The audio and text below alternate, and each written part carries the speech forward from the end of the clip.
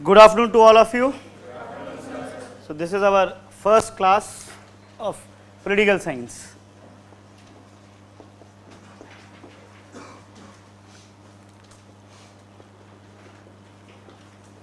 So before I start, how many of you have a background of political science? So I guess the rest of are either engineers or did their maximums are going to be engineer, I guess. Isn't it true? Yes, sir. Okay. So why I ask this question? Just few important things to share. Normally, when we talk about this subject, so if anyone who is worried that I haven't studied the subject earlier and how I'm going to cope up with this, whether I'll be able to handle this subject or not, I know this is one of the biggest question in your mind. So let me tell you very clear. Most of the students, specifically those who are scoring very high, most of the time not having the background of this subject. Because the pattern of the UPSC or examination is like this, you need to have a good understanding and general knowledge about this. You need not to go for a PhD.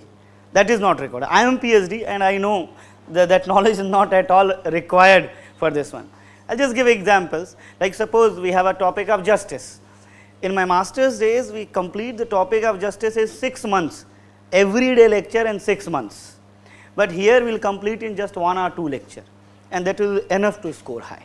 So point is that no need to worry about whether you have a background or you do not have a background. Just follow whatever we are studying in class. One thing I would suggest, like in next 5-4 classes, anything comes to your mind, do ask. Maybe somebody is able to understand what I am saying, some might not be able to understand what I am saying, but still I would say any question arises in your mind, do ask such question.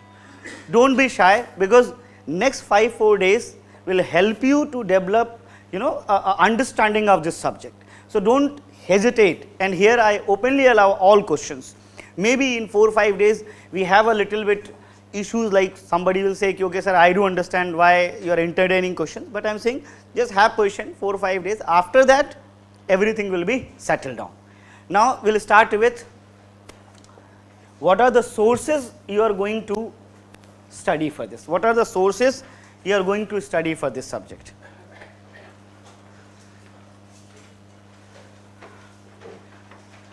Sources will be in 2 format. First, yellow booklet. Everyone is having yellow booklet? Not having yellow booklet. I guess go and collect from the office. This yellow booklet is going to be our base. Do not strictly study anything beyond this yellow booklet. Don't study anything beyond this yellow booklet. No book is recommended. I repeat my point. No book is recommended to study this. Only this yellow booklet. Now a question in your mind. Lot of toppers says I have studied this book, that book, this book is good. Then why sir is saying not to study? Look, these toppers, okay, just one thing. Before being topper, they ask the same questions what questions you are asking. Just after one day of the result, they started feeling that they can share their knowledge basically. Before that, they think to gain knowledge. So actually, once they started sharing knowledge, so whatever the book they have seen, not studied, they have seen, they mentioned their name over. So this is reality I am telling you. Lot of students are my topper. This year only 58 ranker, this Rasa Mandal, his score was 325 in political science. But I doubt that he has studied a single book. So this is the reality. Don't study any book. Sometimes it is required. So what I will do that, I will refer you. Okay, this book, this chapter, these pages are these paragraphs.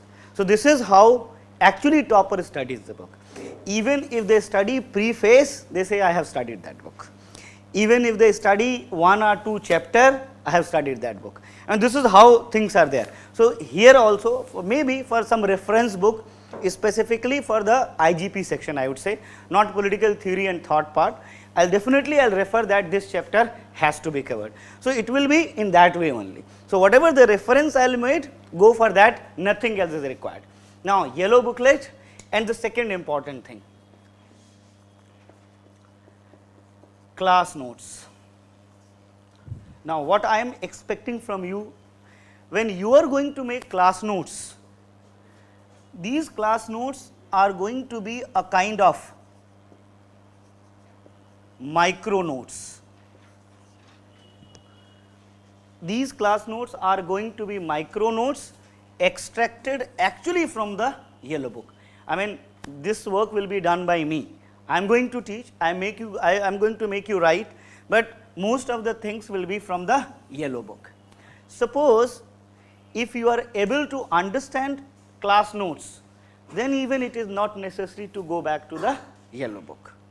For explanation, suppose you are writing something and you feel, okay, I need more words to write, I need more dimensions to write, then only you go and refer the yellow book. Otherwise, these micro notes are very important and you are going to make it from day one. I am telling you, whenever you write mains examination, you won't be able to revise the entire yellow book. The ultimate treasure you are holding, this is your micro notes. Don't think after 2 months, 3 months you are going to revise the notes. From the day one, you are going to focus on the micro notes. Now here, so micro notes won't be in format of like in detail. It will be in format of flow charts. It will be in format of diagrams and definitely few paragraphs.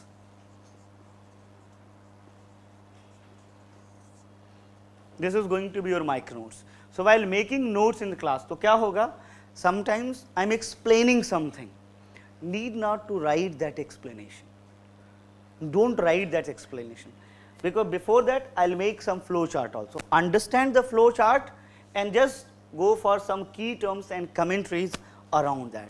If you feel this is not enough, go back to yellow book, because you are going to get detail in the yellow book.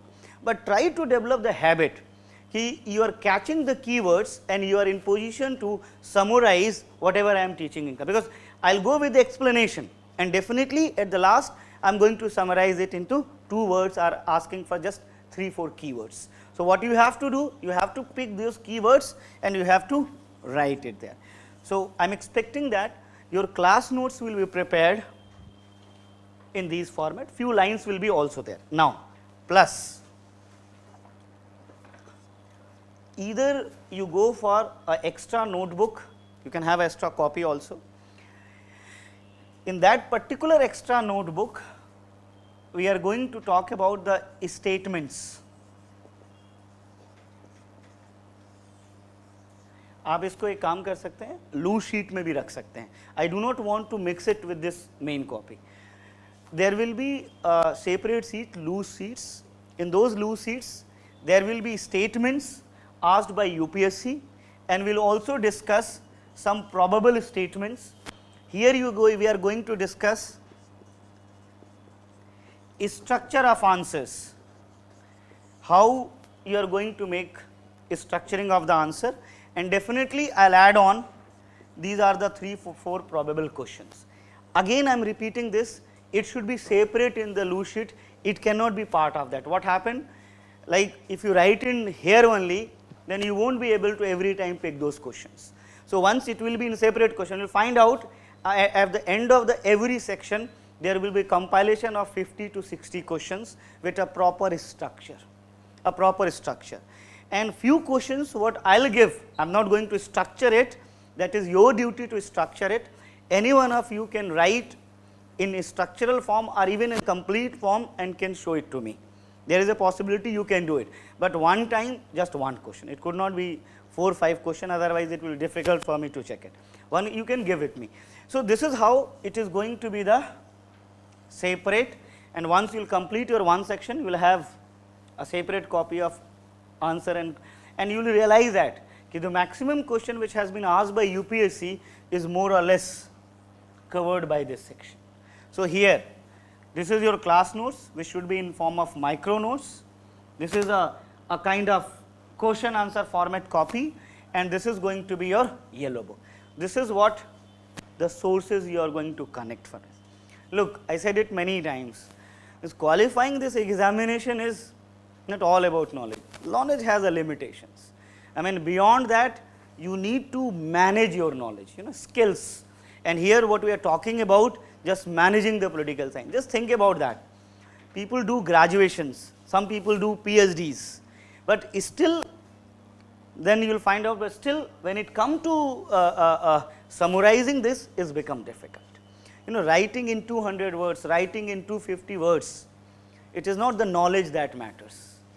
It is the skill to express that knowledge in a particular format. Sometimes I say this, students in their first attempt qualify, some students in their fifth attempt qualify. So, it is not the difference of knowledge. The first year student or first attempt is 100% having less knowledge the person who is attempting it fifth time, but still first attempt rank is higher. So, again it is not about the knowledge, the way you structure your answer, the way you format your answer. So, the skills during the class should be in your mind. It is not only to learn the things, it is not only to learn the things and understand the things, but there will be equally focus to structure and write the thing. Sometimes even if you have a less knowledge, even sometimes you do not have clarity, but still if you are able to structure it, you will be able to score more than the person who is holding a precise knowledge, but still he is not able to answer it. So, do understand, key to score in this is a half knowledge and a half structuring. So, always practice. हम लोग करते क्या हैं? We always focus on more or retaining, याद कर लो, ये पढ़ लो.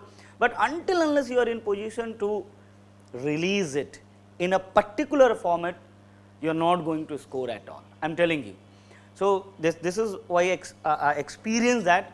A few days only I went to my alma mater JNU, and some junior students has come and said, sir, this is my attempt and my score is 210, 250. I am doing PhD in Center for Political Science, I am doing PhD in School of International Studies, and how come these engineers are the non-backgrounders just studying 3 months and scoring 300, more than 300. So, I just expressed the same thing. It is not about knowledge. It is all about the minimum knowledge, required knowledge, and the way you structure it. So, keep in your mind, here your purpose is not just to understand. Your purpose is also to structuring. That is why this part is very much. So, in our lecture part, apart from understanding, we are going to spend almost 30 minutes discussing last year questions and probable question. Even your attempt should be go back and study those things properly. This is how teaching methodology and the way we are going to work. Now, before I start anything else, any questions from your side regarding resources or sources what we are going to consult? Any doubts? किसी के दिमाग में कोई भी सवाल आ रहा हो पूछ सकता हो. मैंने पहले ही कहा, don't think whether the question is good or bad, just ask whatever you are feeling. No questions? Okay. That reflects that I got very intelligent students basically. So, they do not have questions, they understood everything. Okay.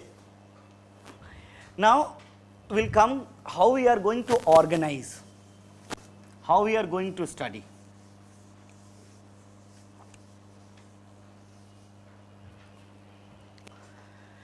If you, there is few more important things. If you see UPSC syllabus, you will find out UPSC syllabus of political science syllabus was designed way back 2000. It was not revised from last 19 years, and there are a lot of new things happening around us. But those who are making questions, they consistently asking about lot of new topics which is not mentioned in your syllabus. So, we are going to cover some of the topics, sometimes some thinkers, just to maintain the connectivity, For example, in Marxism, they do not mention Lenin as a thinker, but as an ideology there is a Marxism. But in Marxism, what Lenin contributed, it is equally important. So, maybe I will go for not in detail, but just give you the brief idea. So, do not think that it is not part of the syllabus. पता नहीं sir ने क्यों पढ़ा दिया, I am not going to study it. whatever I am teaching, it holds certain relevance. So, there will be a lot of topics which is not mentioned by UPSC, but we are going to cover. For example, multiculturalism, you cannot find it is mentioned in your syllabus. Last 3 years they had a question on multiculturalism. In a similar way, communitarianism is not mentioned in your syllabus, but they had a question on communitarianism. So, this is how we are going to cover few new topics. Now, I am arranging the syllabus here, how we are going to study, and you are also going to study in a similar way. Suppose you are going to study from a yellow book by your own, although I say do not study anything by your own. You paid fee, so technically it is me who is going to teach.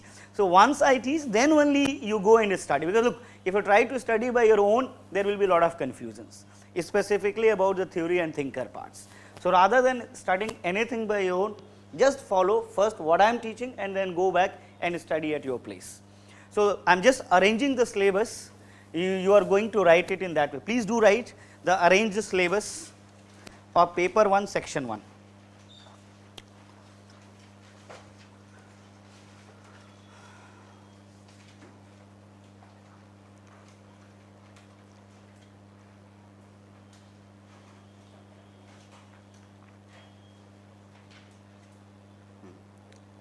First, we are going to study Greek thinkers. First, we are going to study Greek thinkers. In Greek thinkers, two thinkers, Plato and Aristotle. But technically, we are going to study about background from where these thinkers has come up. ये अलग section है पूरा. The way UPSC design, I am just opening up the syllabus, you will find out कि even you have a less time, so how you prepare. The UPSC has divided the syllabus in different part. The first part of the syllabus is a Greek thinker. So, more or less every year, direct or indirect, they have a question on Greek thinker. So, the Plato and Aristotle has to be properly prepared. Now, apart from this section, there is a specific, I am not saying Western political thinker, I am saying this one, कि these thinkers are divided on the line of the ideology. They are divided on the line of the ideology. First ideology is going to be liberalism. First ideology is going to be liberalism. So, we will study what is liberalism. What is liberalism? Liberalism has basically 3 phases. First is known as classical liberalism, second is modern liberalism, then it has neoliberalism. Neoliberalism. Now, along with this, there are thinkers who set the background for the emergence of the liberalism.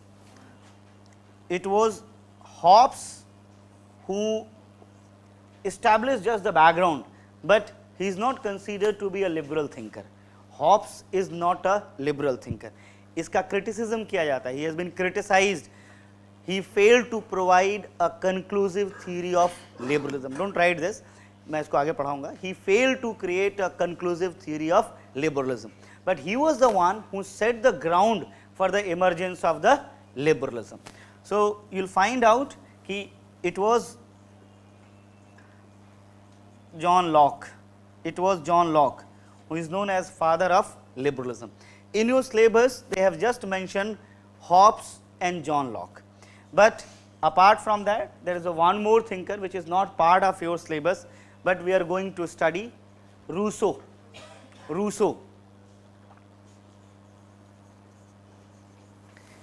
Rousseau. Rousseau is not part of your syllabus, but actually he is a part of social contract theory. He is a part of social contract theory and he also contributed. Now, after this, in your syllabus mention, they just mention only J.S. Mill. J.S. Mill. but without Bentham it is very difficult to understand J.S. Mill. So, we are going to study Hobbes, Locke, Rousseau, Bentham and Mill. Now, these thinkers आपके syllabus में केवल दिया है Hobbes, John Locke and Mill. एक आध बार उन्होंने question they have asked on Bentham also, sometimes they had a question on Rousseau also.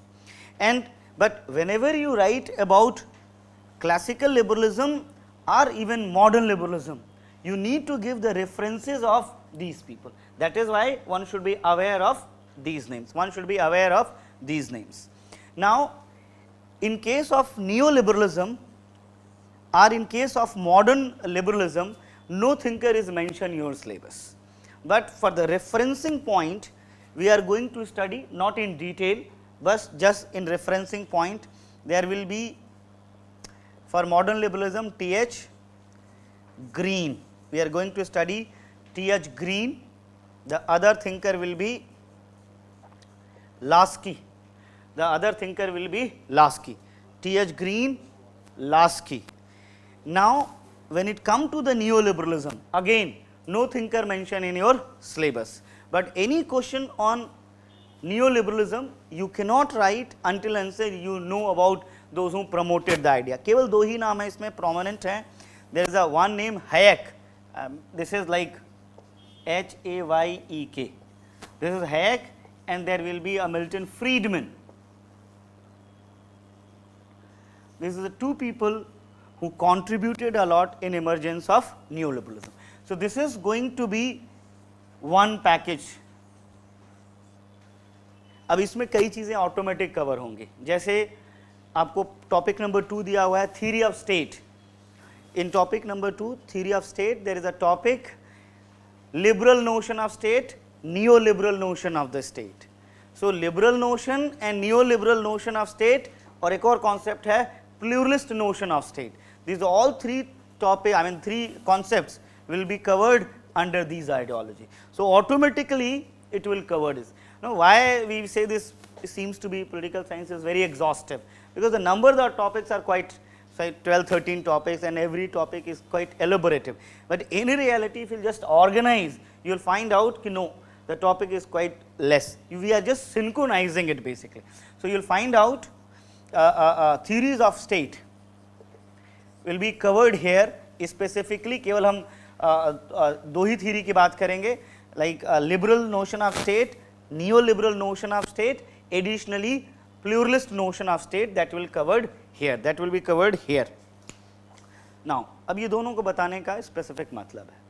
When you are preparing and if you suppose have a less time to revise, so don't revise only one section, because UPSC has a tendency to ask the question from the different aspect of the syllabus.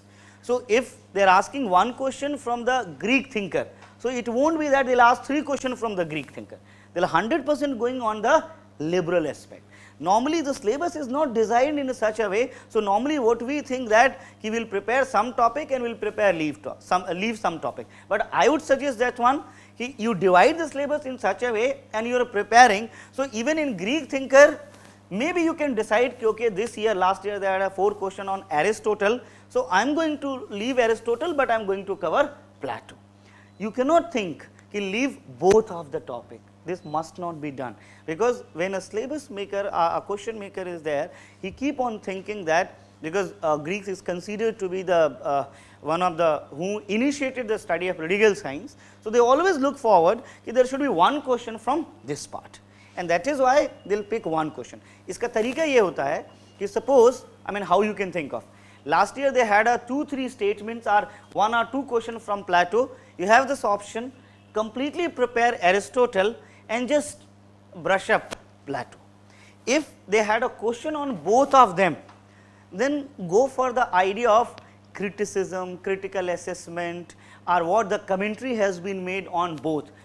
High probability of asking question from that part. So, this is how Greek thinkers.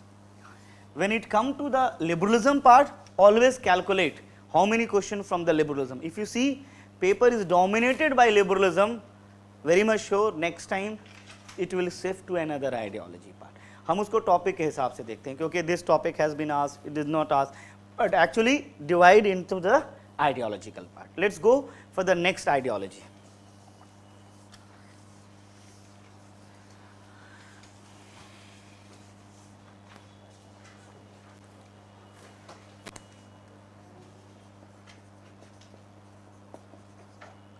Now Marxism.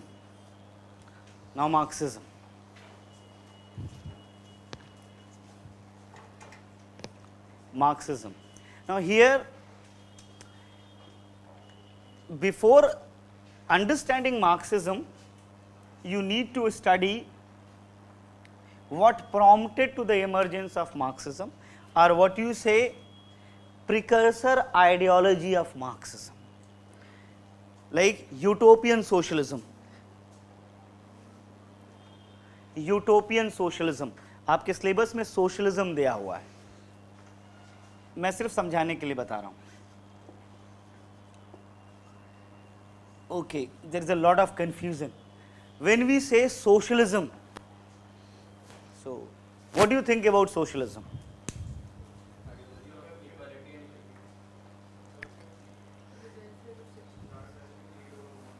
Okay, और society centric.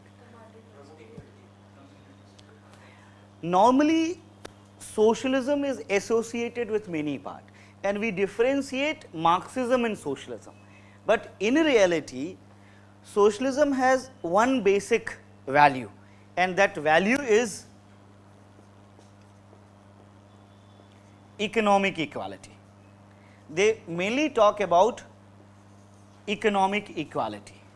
Now they talk about economic equality, but how this economic equality should be achieved, what should be the way or method to achieve this economic equality. Now what happened, there are different thinkers who envisaged with the different way of achieving that economic equality. Sometimes they redefine even the idea of the equality. हमारे लिए equality का मतलब, suppose we believe that कि more or less quite equal in economic terms. Some thinker was saying economic equality means just the sufficiency, and there could be economic gap between those, but the minimum standard has to be maintained. So on this basis, lot of socialism, lot of format of socialism evolved. जैसे the first was known as utopian socialism. The first was utopian socialism. Then after utopian socialism, Marxism is there. Marxism is also a format of socialism, which believe that abolishing private property, we can establish economic equality. Then apart from that, there is a these all things evolved different format in different reason. For example, Marx mainly was a philosopher, but his ideas was implemented in Russia. But in Britain and France, the format of the socialism is Fabianism. If Fabianism is also a format of socialism only. Then revisionism, syndicalism, these all are the different format of socialism. In your syllabus, they have just mentioned socialism.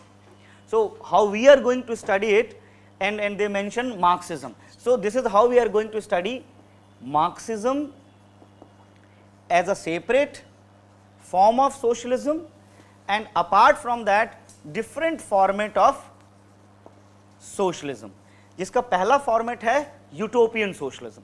But I'll start first as a utopian socialism, because utopian socialism is considered to be precursor of Marxism. One year UPSC has asked this question. They didn't ask about Marxism, they asked about discuss the precursors of Marxist ideology. So the entire discussion was related to the utopian socialism, and you need to show connection कि how utopian socialism lead to the emergence of Marxism. और फिर हम बात करेंगे यहाँ पर rest of the socialist format of socialism. मैं यहीं लिख दे रहा हूँ, ये इतने फॉर्मेट हैं इसके. utopian, Fabianism, you will find out this revisionism, then you will find out this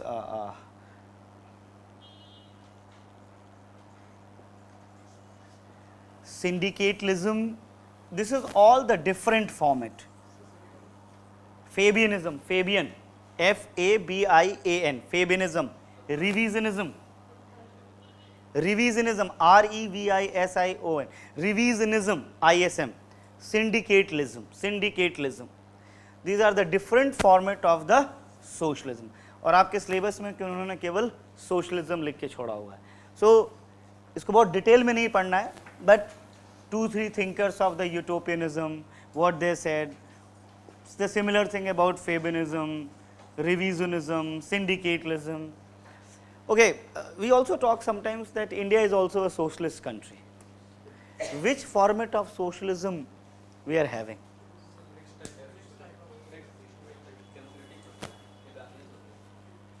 Okay, we say Gandhian socialism. But there are a lot of commentaries over India, specifically in the section of DPSP, Directive Principle of State. उसको कहते हैं, it has a bent towards the Fabianism. It has a bent towards the Fabianism. But what we did that in Indian socialism, we incorporated certain of our indigenous elements that come from the Gandhian philosophy. That is why we say that India adopted Gandhian socialism. But maximum element of the socialism is related to, जैसे हम Fabian के बारे में पढ़ेंगे, Fabians who believe in democratic setup of political structure and bringing economic equality through the mechanism of state, through the welfare services, as well as sharing the profit of the capitalist. चलिए मैं आपको 2 example modern time का देता हूँ. All the welfare schemes in India is mainly run by taxation system. Those who earn, they pay more taxes, and it is. And what about corporate tax? CSR, corporate social responsibility. This corporate social responsibility in Fabianism, the meaning is that share in the profit. कि भाई ठीक है, एक तो tax देंगे ही देंगे आप, but apart from that, whatever the profit is there, you need to use that profit, certain part of the profit, for the welfare. You know why the basic philosophy says, okay, in capitalism we have ये general बातें हैं, we know that कि it is the person who invest, take the risk and build up the business. But the Fabianists argue that one, कि okay, but the social setup is not designed by the capitalist. Okay, meaning is that, suppose I am a capitalist, I am setting up a business, but the market which is nearby, the people who are consumer over there, it is not all made by capitalist. It is the contribution of the society. It is the organized society that come together, gradually get converted into a consumer and made a habitat where the market and other facilities are available. Now, apart from that, the general natural resources which is free, including air, we are talking about the environment, even it is not created by capitalist. So, their argument is that these all are contribution of the society. So, society is actually a stakeholder in any of the capitalist venture, and it must be ensure that society must get paid back in terms of profit. And in Britain it was a very popular practice to get certain part of the profit. Now in India also we started talking about corporate social responsibility. CSR is completely this one. If the turnover is this much of the percent has to be used for the social welfare. उसमें क्या होता था कि government made a lot of funds, now you provide that stake to the society and societal work will be done. Although India में थोड़ा ज़्यादा intelligent लोग हैं, so they started making their own NGOs. All industries are having their own NGOs. So CSR का सारा पैसा वो अपने NGO में दे देते हैं कि now even the responsibility will be taken by us only. This is what part of the socialism. Now, in Marxist thought, in thinker, Karl Marx and Gramsci, this is mentioned in your syllabus. This is mentioned in your syllabus. What we are going to study?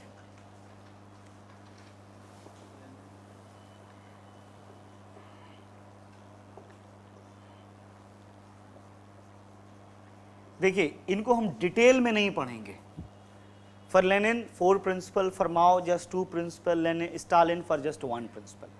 इसका थोड़ा फायदा आपको है कि those who are willing to write at any point of time state services, in most of the state service political science syllabus you will find Lenin and Mao has been given. Although I am not going to teach you in detail, but definitely it will have a fair knowledge about this. Gramsci is part of your syllabus. UPSC is consistently asking question from neo-Marxism और उसके syllabus में भी नहीं लिखा है उन्होंने. They haven't mentioned the neo-Marxism. Neo-Marxism is nothing, the recent development of Marxism only. So, this is going to be part of that. Now, it is automatically going to cover Marxist notion of state. Topic 1 में ही दिया है आपको. It is going to cover Marxist notion of state which is not mentioned. Then आपको एक topic अलग से दिया हुआ है hegemony. Concept of hegemony has been given by Gramsci only. But in your syllabus they have mentioned it as a separate topic. The moment you will study the Gramsci, you are bound to study hegemony. It will be obviously covered with that one.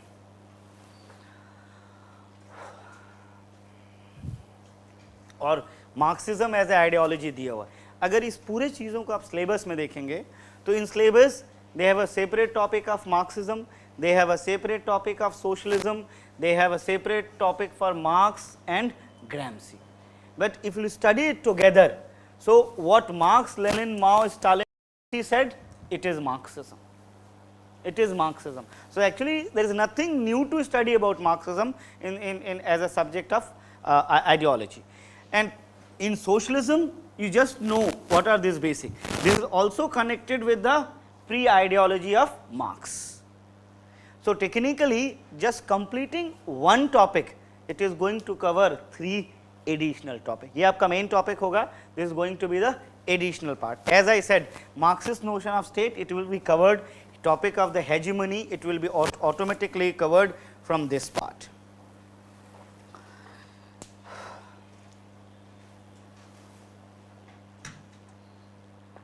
So, जो मैं पहले कह रहा था फिर से, if you see the question paper, suppose if this year question paper and you identified this time 3 questions has been asked from Marxism or socialism, then be clear, next time liberalism. Or if you find out more question on liberalism, next year more focused on Marxism. So whenever they ask question, they clear has a division, okay, this is the entire Marxist syllabus, this is all liberals. Now apart from that, there are few more things which is not part of your syllabus, it is not completely mentioned in your syllabus. मैं उनका नाम बता रहा हूँ. Multiculturalism, multiculturalism, communitarianism, multiculturalism, communitarianism.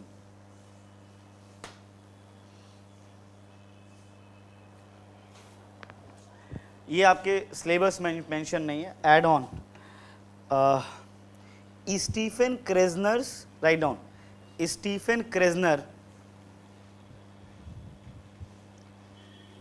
Stephen की spelling लिख सकते हैं, Krasner, KRASNER, KRASNER, Stephen Krasner view on sovereignty.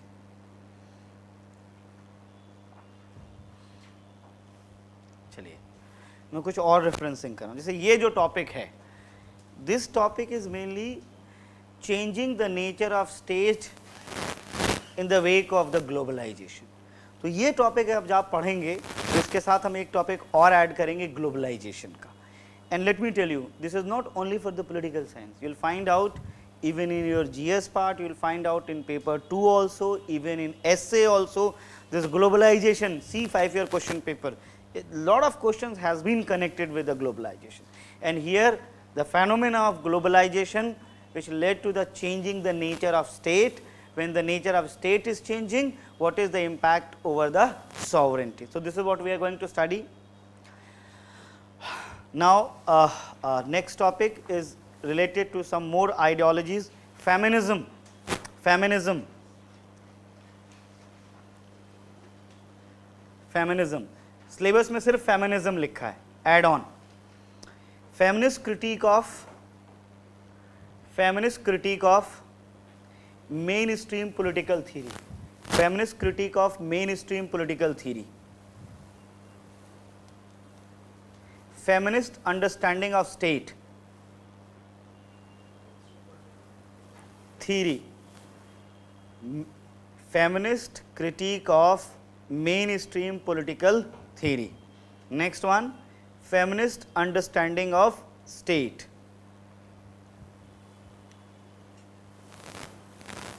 इसके बाद का टॉपिक है power. Now again power, authority and legitimacy has been given in a separate topic. Now we are combining. Anna Arendt, मैं spell कर रहा हूँ HANNAH, HANNAH, Hannah Arendt, ARENDT.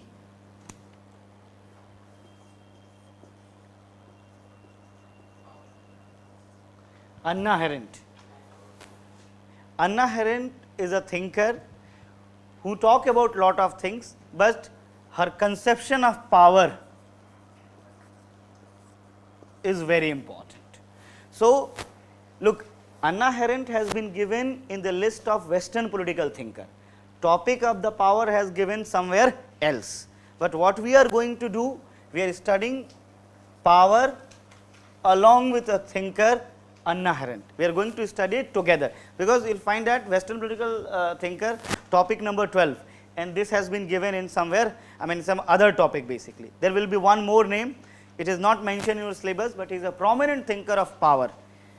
Michel Foucault, M-I-C-H-E-L,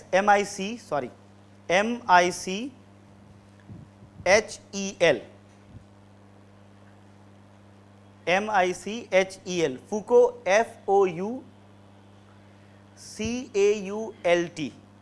It is not Foucault, it is Foucault.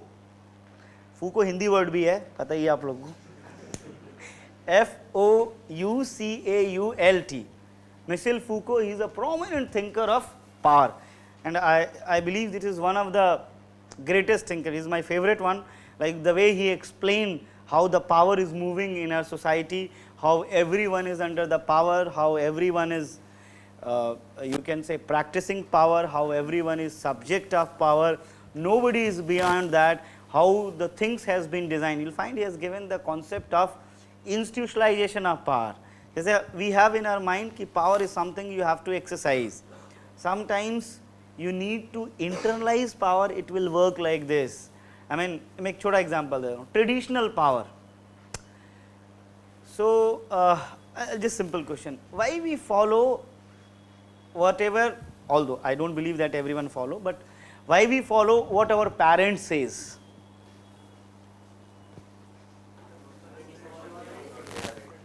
अभी इस उम्र में तो कह सकते हो because they pay. Okay. Apart from this reason, why we follow? Most of the time, from the tradition part, everyone say, and the entire tradition say, respect your parents. I mean, there is so many stories, there is so many things about the parents. This is actually a format of a power. It is expressed through traditions. Now, all the parents wanted, okay, their son or daughter must accept whatever they are saying this one. So, the practical point is that they will force everyone to do. So, rather than forcing this, they created certain ideas and popularized in format of the traditions. They did not say that you accept what I am saying. They simply says, look at this is our tradition. And what happened? You just started following as a tradition. You just follow them and you don't question everything basically. And we know that there are a lot of disagreement with our parents are there, but still in the early stages just accept. बहुत सारे लोग तो उनकी वजह से engineering भी कर लेते हैं. You don't take it otherwise, okay? You'll find out. I mean, 10+2, they decide what you have to study, and their way of deciding is again the social.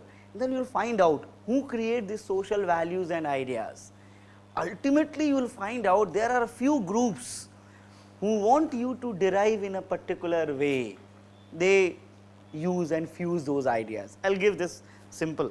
I mean, how we choose our courses, what we have to study. I'm talking about not at this UPSC, but the courses we choose in our graduations.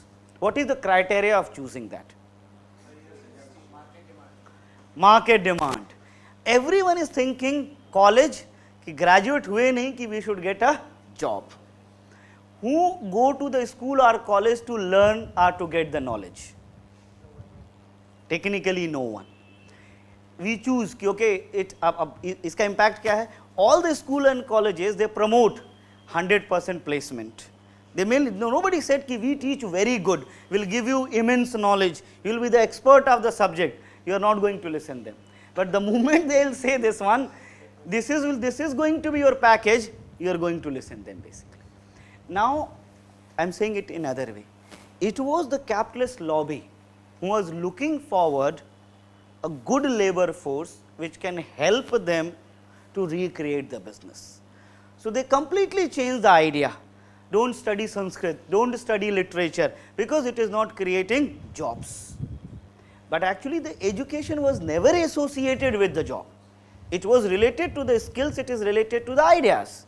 But they well projected in the society, and the leaders of society, people, our parents, they all adopted that idea fine. So, they started looking forward. और ऐसा नहीं, these people go for a lot of innovations also. They started mixing. अभी पहले pure MBA होता था. Now BA MBA, BCom MBA. There are so many combination courses are there. Just think about that. Why these combination courses are there? Who is designing these combination courses? Who is forcing you to study these combination courses? This is a way of exercising power. Power is not something you see in format of muscles. It is not in the format of the gun. Sometimes it works in format of ideas, and they institutionalize it. They make it, this is good for you. When you realize it is good for me, तो फिर आपको तो जो पिला दो, जो खिला दो, सब ठीक है. It is good for us. This is what the Foucault talk about institutionalization of power. The format of power was very different at one point of time. It has been changed. Let me tell you, Foucault is a classic thinker. You see him every daily life. Okay, every moment he is there and he studies closely. We will discuss it later on in detail. This is the power. Now, next one.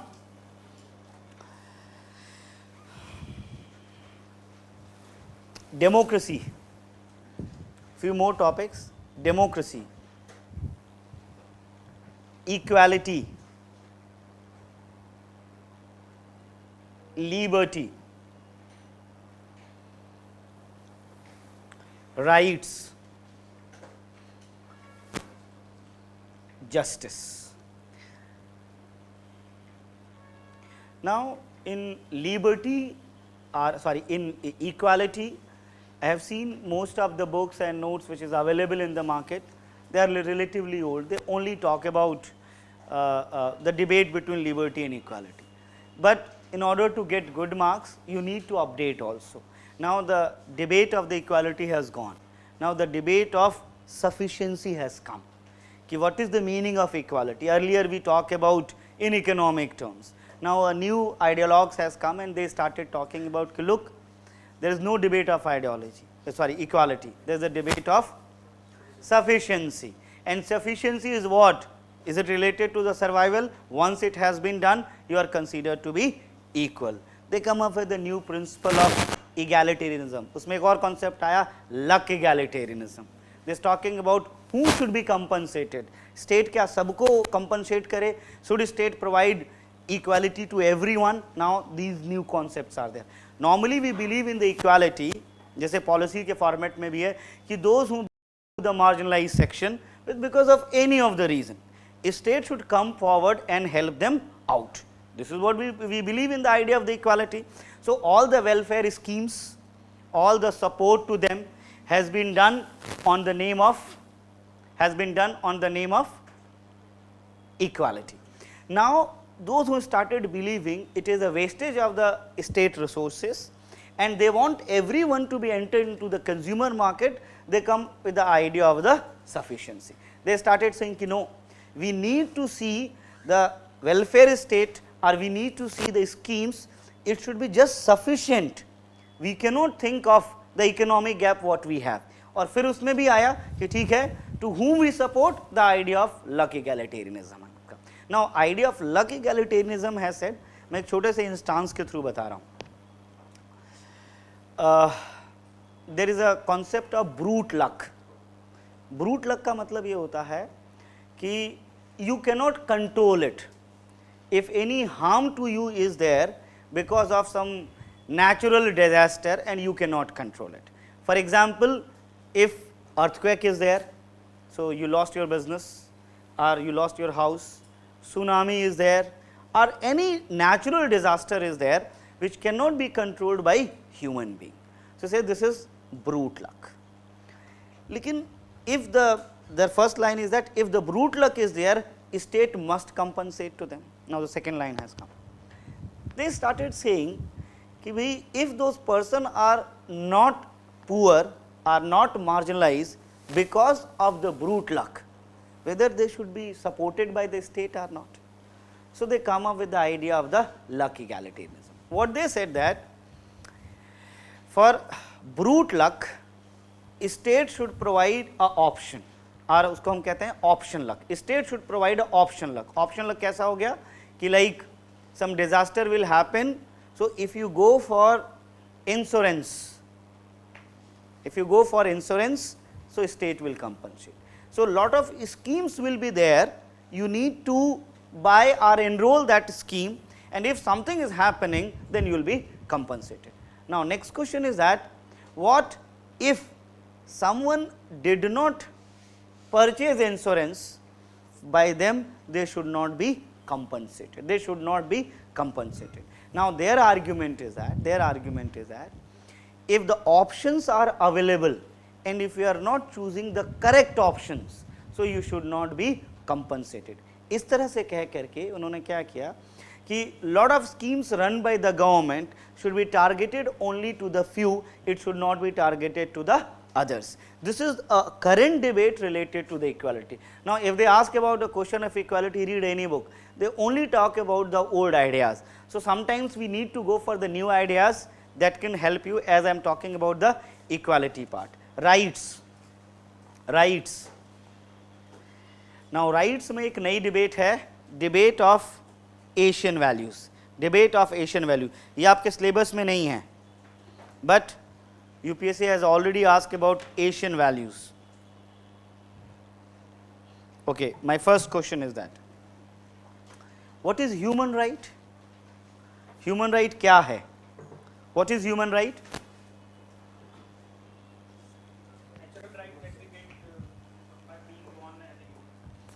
Being born as a human.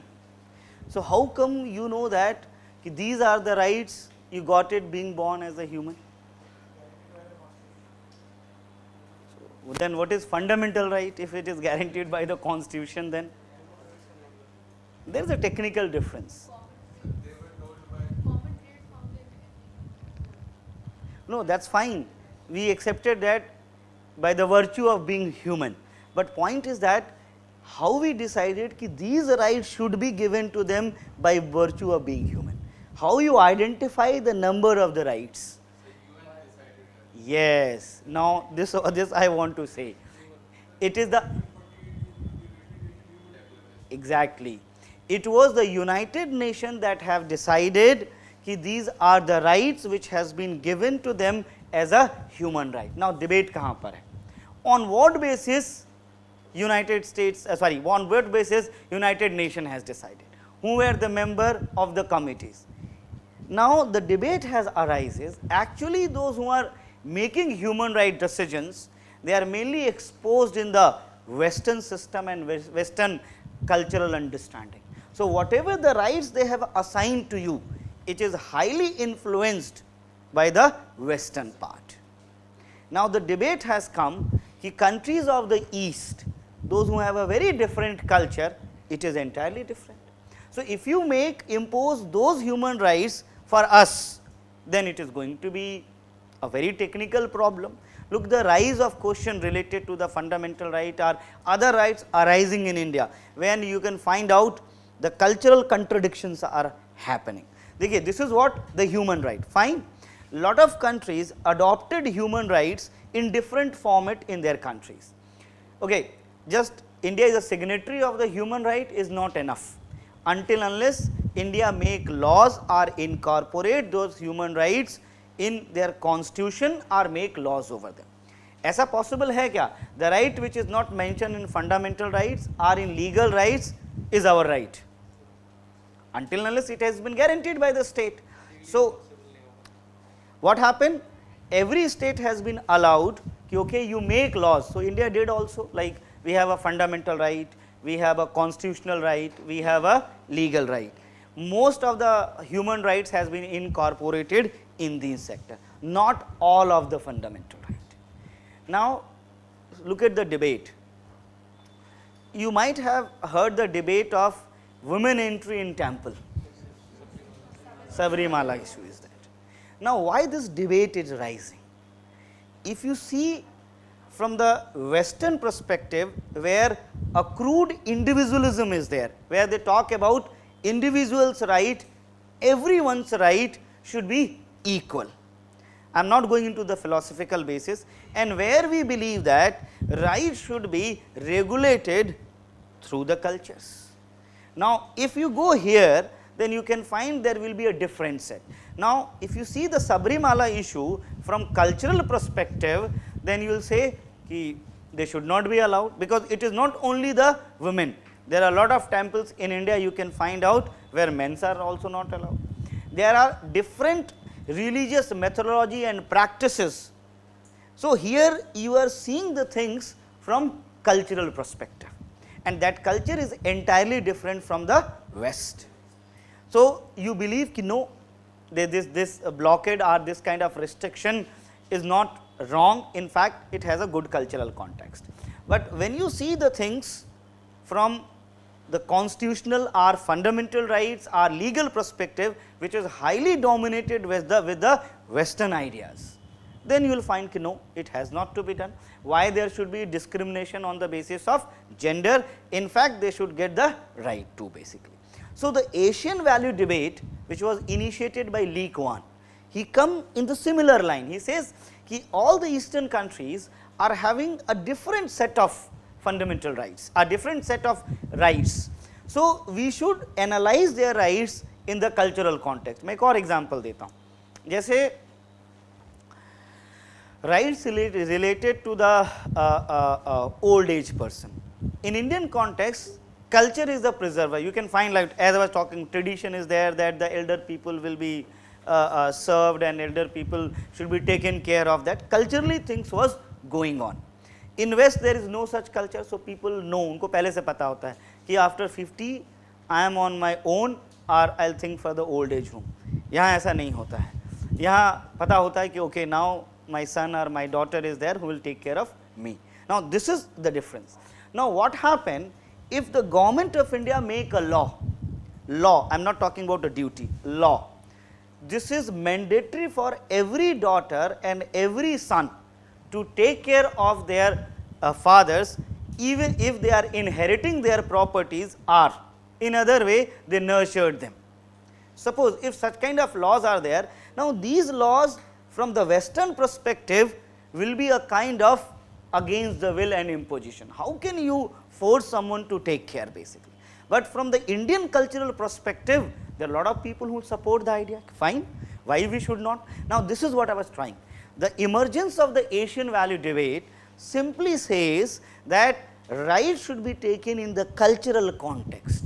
Those cultural contexts cannot be completely applied over the Eastern countries, India, China, Singapore, Malaysia, they are the leading countries which is contesting the idea of the universal human rights. Again I am not saying कि it should be or it should not be, but this debate is one of the most important debate. इसको हम बाद में detail में जाएंगे बहुत सारे examples के साथ. You will find out this question has been asked by the UPSC, although it is not mentioned in your syllabus. So here what we have to do, like we need to connect a lot of things that is happening around us with the basics of the political theory. This is what the syllabus we have discussed. This syllabus is for the paper 1 section 1A part. This syllabus was for the A part और हम इसको इसी वे में पढ़ेंगे. इसका आखिरी part है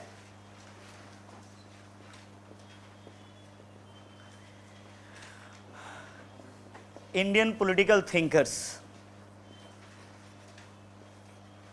Indian political thinkers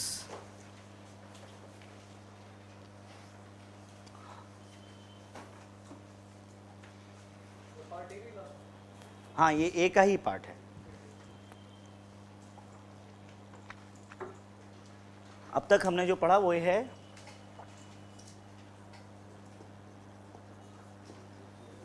section A.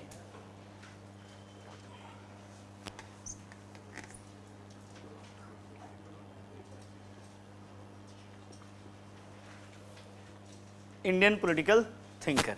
Indian political thinker को तैयार कैसे करना है? Again you could be little bit strategic in this one. Indian political thinkers are in two format. There is a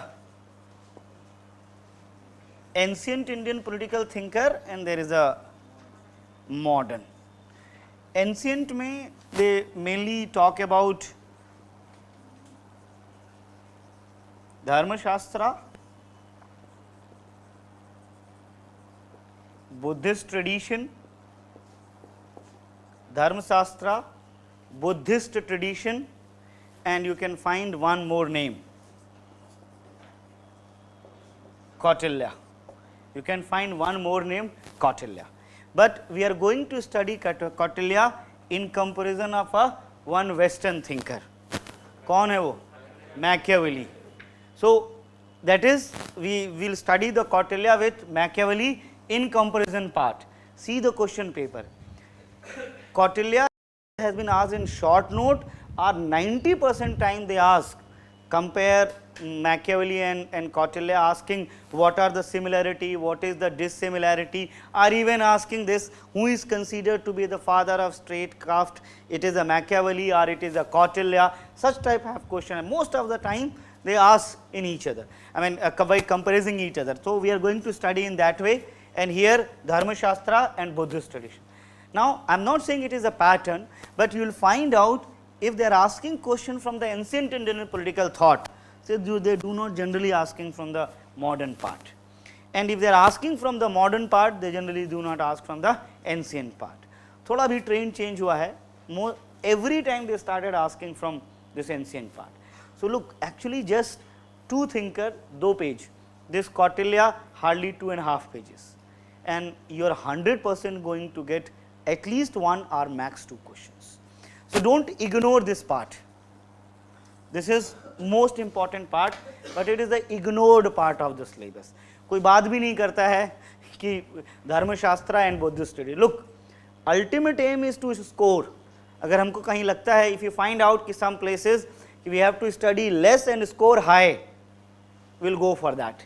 And this is what this part is there. In modern thinkers, our Gandhi ji, Ambedkar. This is interesting that Nehru ji has not been included in our syllabus. I don't know why. मुझे लग रहा है वो उस समय UPSC के chairman का issue है जब सिलेबस बना था. So this, and apart from that, M.N. Roy. M.N. Roy. 3 major thinkers, but apart from that, there are more thinkers, Sir Syed Ahmad Khan and Sri Aurobindo. Ahmad Khan and Aurobindo.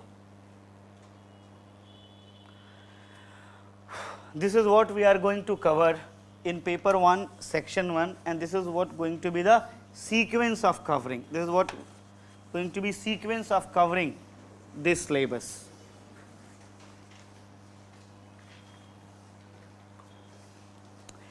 Normally we understand this section political thought and theory, but here the way you have written syllabus, you mixed political thought and theory part, because actually most of the theories are derived from the thoughts of the thinkers only. When you write about equality, you write what John Locke has talked about equality, you study what Berlin has said about equality, you study about these thinkers' view only. So once you are already well aware of them, or you studying them, so you can know. आपको दो line में define करना है what is equality, and rest of the answer what Mill is talking about equality, what Locke is talking about equality, what Berlin is talking about equality, what Habermas is talking about equality. Just these thinkers are there. So actually they are closely connected with each other. Don't divide the syllabus and study. This is the integrated syllabus what we are going to study. I guess it is clear to everyone how to make notes or how to they are going to prepare the entire subject. This is what syllabus from my side. Now again, doubts, questions. Anything else is coming to your mind?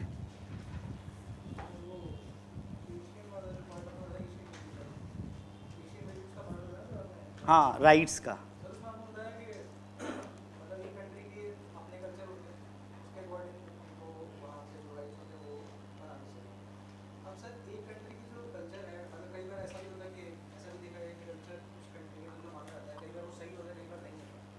Okay.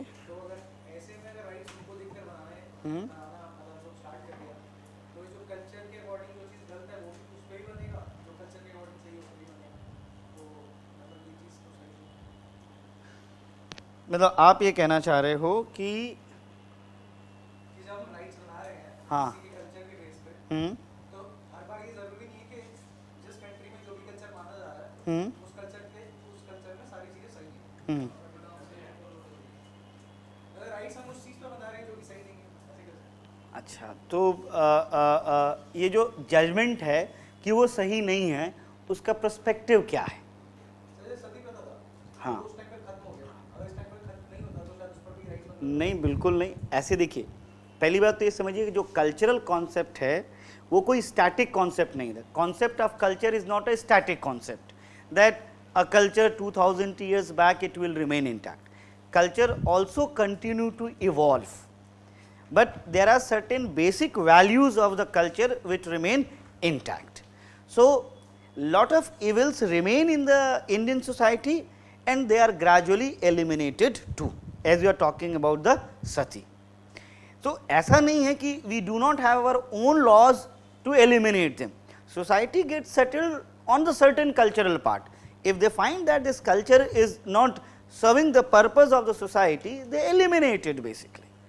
But following, like again I am giving the example, value of individualism. मैं इस पे नहीं बात कर रहा हूँ कि this practice is there.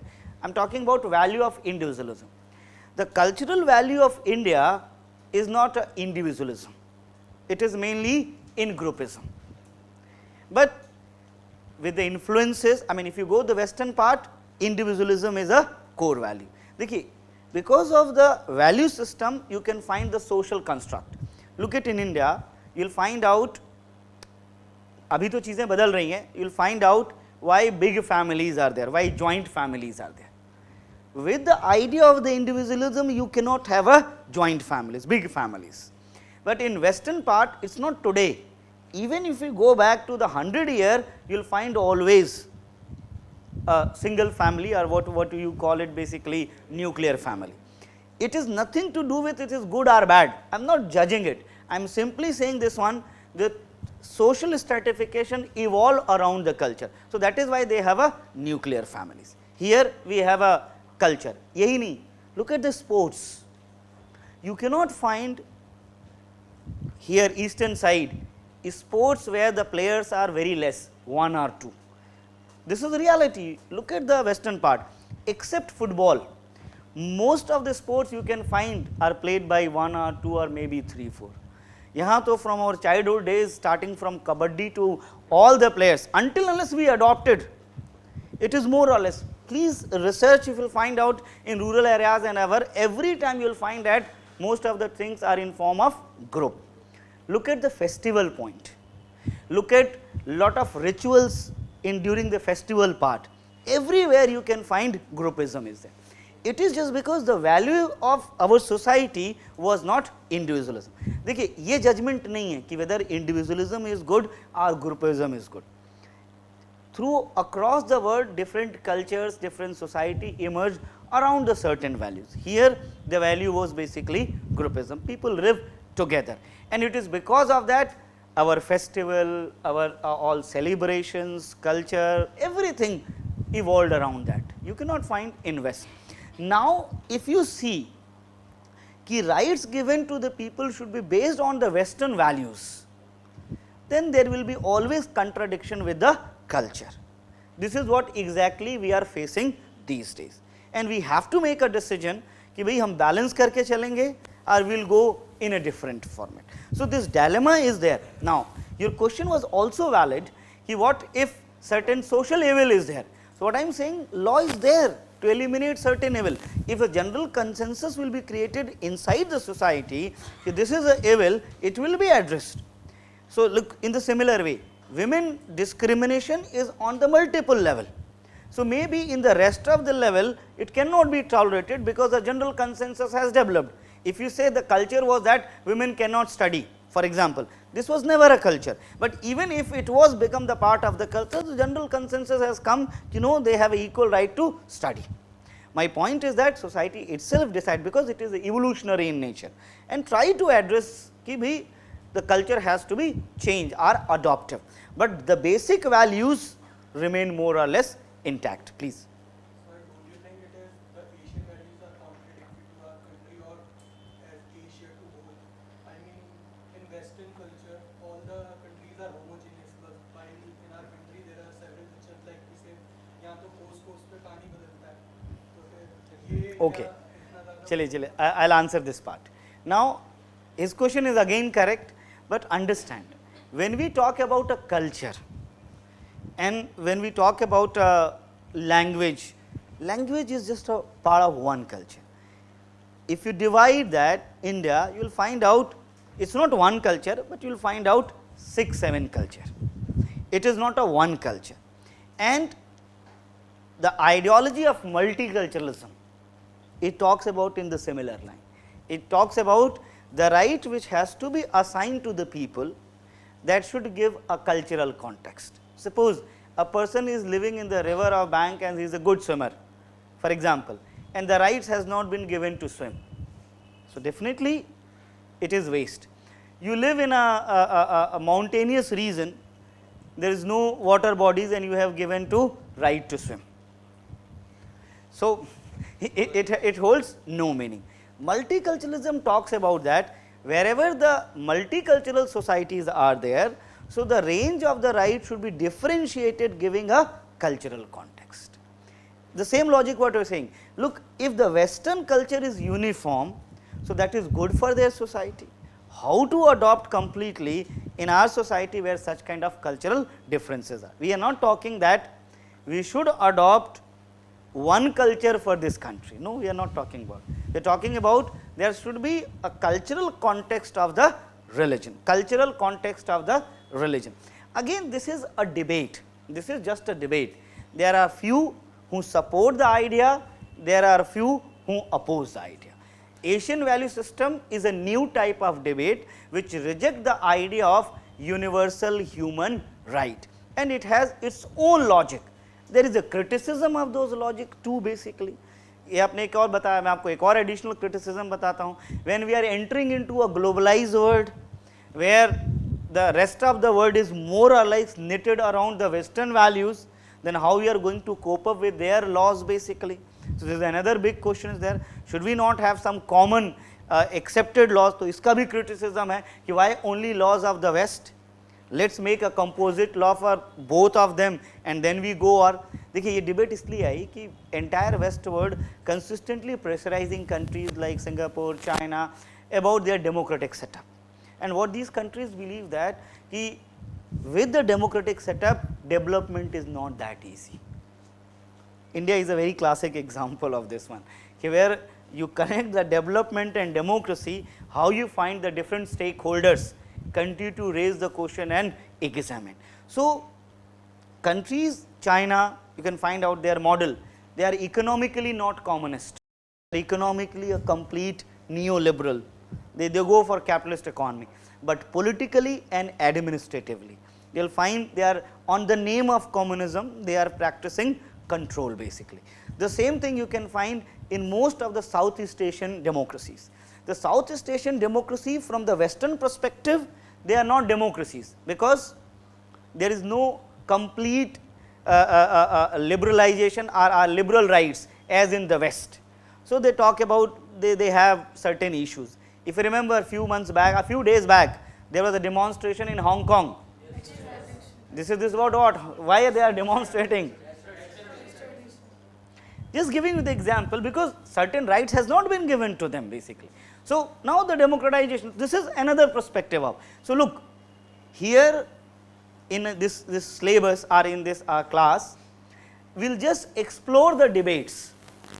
We cannot say it is correct or incorrect, no value judgment. It is just you have to write, आपको आंसर में भी लिखना है. They won't ask you now give your judgment, it is correct or incorrect.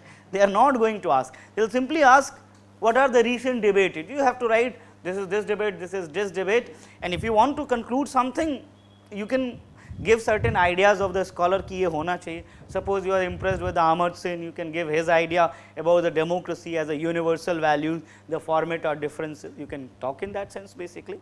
But the debate, it simply means that things are not settled. इसका मतलब ही होता है debate, it is not settled. So, थोड़ा emotional नहीं होना है, just take it easy.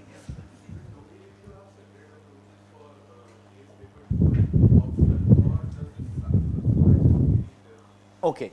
Now, this will be effort from my side, like while teaching in our class, definitely I will going to give references कि these things are useful for general studies, and the approach for writing in political science and writing in general studies is going to be different. Like when I will talk about these Plato and Aristotle, I will definitely talk about when you are writing your ethics paper, then how you are going to use it. Definitely I will talk about this. There will be a difference of the approach. You cannot write the same thing as you are writing in political science. There is a difference of approach. One more thing I would say, maybe ये बाद में आएगा, like for the IGP section, if you really want to prepare your paper to fully for the mains perspective, then थोड़ा हमको लक्ष्मीकांत से आगे बढ़ना पड़ेगा. Normally what I realized in IGP section, even political science students are more relying on this Lakshmikant. But if you go beyond what notes I am going to serve you, you study it properly, then your GS means only I will talk about the difference of the approach. It will be properly prepared. But you need to study those articles or those pages of the notes what I am recommending. So, this is how you can connect basically GS and this part basically. Yes. देखिए notes from the GS part आप अपने copy में रखिए, आप उसको separate copy बनाइए, that is your choice.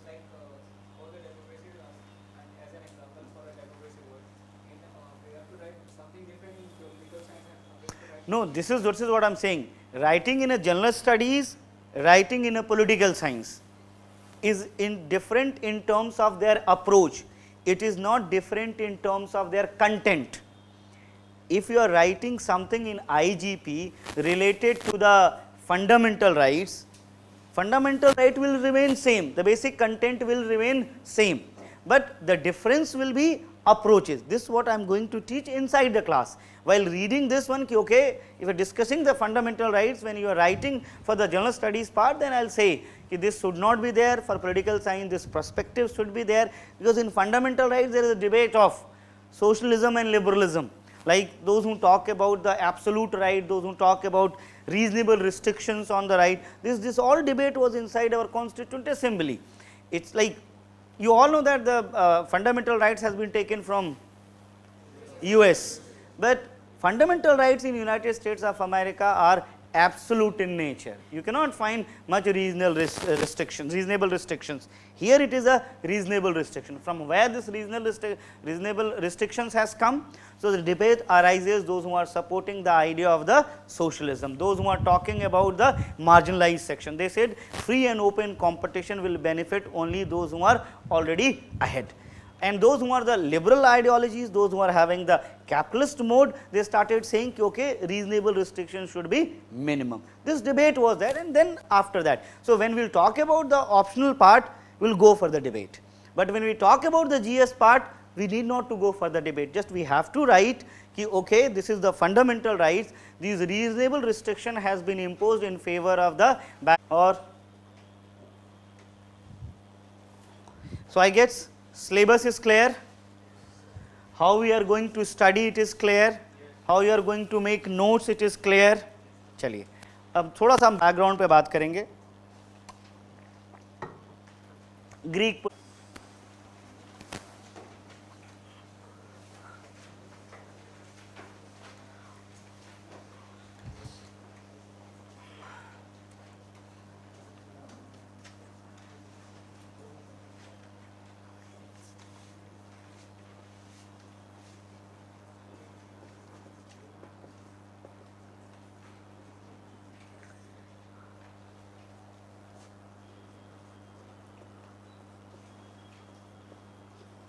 Okay, before starting this, one more thing.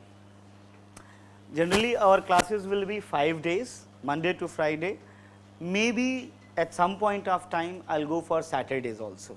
So be ready for coming for class on Saturdays also.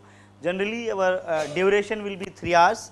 So the duration will be from 2 to 3 hours. Is dependent on the topic what we are studying, and gradually I am going to increase the time. Maybe not in 4 or 5 class, but after that we are going to increase the time up to the 3 hours, and I am expecting that you will be easily accompanied with that. Apart from that, there will be 2 tests. For paper 1, section 1, there will be 2 tests.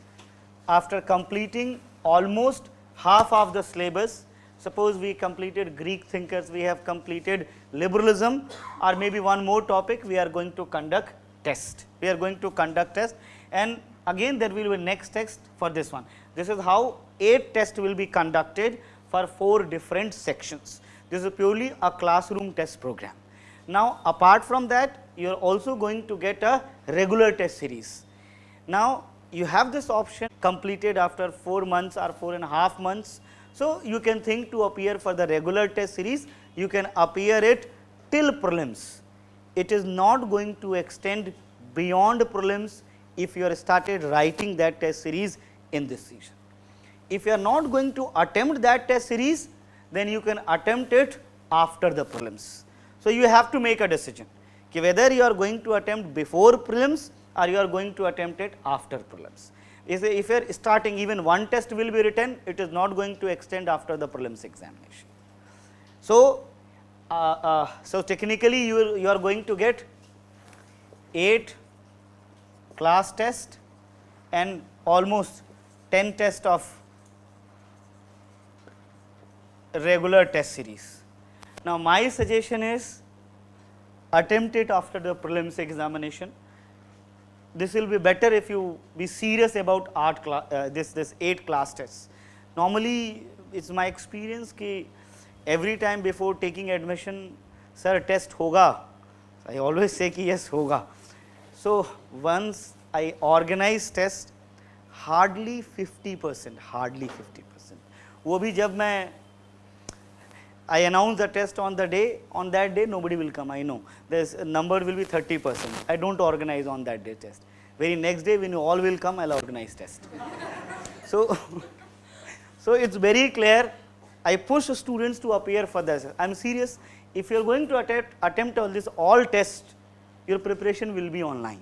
Don't think that कि okay easy लग रहा है, याद कर लेंगे, समझ लेंगे. It's not going to work. That's why I'm saying it's not about just knowledge. Until unless you practice it, structure it, you won't be able to score. Even while knowing that कि सब समझ में आ गया, then one day you will come and say, sir समझ में तो सब आ गया है, but I'm not able to write. This is a general thing that you might have faced in GS also. It is just because you don't practice it from day one, or wo at the last day I don't have any magic stick or a magic tablet ki ye le jao and things will resolve. It is not going to happen. You need to develop this trick gradually. आप पहला दूसरा test गलत ही लिखेंगे, बहुत सारे सवालों में गलतियां होंगी होंगी. This is unnatural. That's why I added that every day around 20 to 30 minutes we are spending on the structuring of the answer which has been asked last year or last to last year. So you will have a idea that this is how the tests are going to be organized.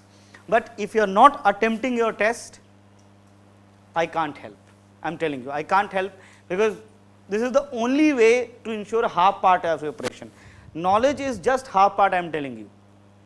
I know lot of toppers of political science from Delhi University, JNU, and they score even less than 200 in political science. There are a lot of students. Last year there was one guy, his rank is around 300. After the prelims, he just studied few important things. He scored 282 and qualify examination. This is a very normal phenomena. So you need to be more focused, and you need to spend more time to practice. थोड़ा कम भी समझ में आएगा तो चल जाएगा, लेकिन practice वाला part बहुत important है. नहीं तो हो सकता है कि you are good in debate, you know everything, your score is very low. Then you will say पता नहीं सर आपने क्या पढ़ाया, आपके आ ही नहीं रहा है marks. So don't blame me for this. So be regular and study properly. That is going to help you. No, these tests are regular in the classroom only. Apart from, there is a regular test. You have option to appear it before prelims or after prelims. You have to choose it one. My suggestion is appear it after the prelims. The reason being is that again I am expecting everyone will write mains next year. So technically this 10 regular test is going to help you a lot. अगर आप पहले attempt कर लेंगे तो फिर आपको दोबारा तो लगेगा कि मतलब जब से पॉल साइंस पढ़ रहे हैं तब से टेस्ट ही लिख रहे हैं. You will feel like this writing this 10 test 8 test and after the prelims again test. So it's better that 8 test plus after the prelims. But still if somebody is interested to write it before the prelims, welcome, he can write it. But listen it, I am not going to extend it after the prelims. That's why I am announcing it in day 1 in the classroom. Any other clarity about the test?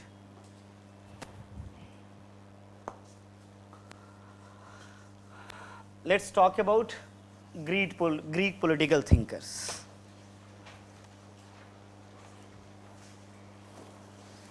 पहले I'll go with the simple way, then I'll go in the technical way.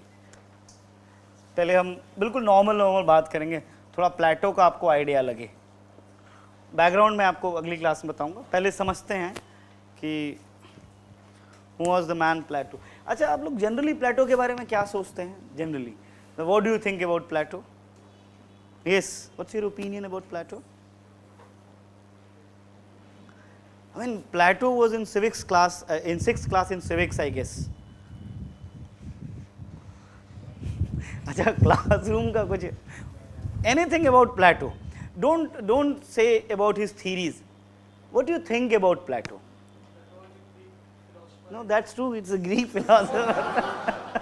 It's a Greek philosopher. I have written this.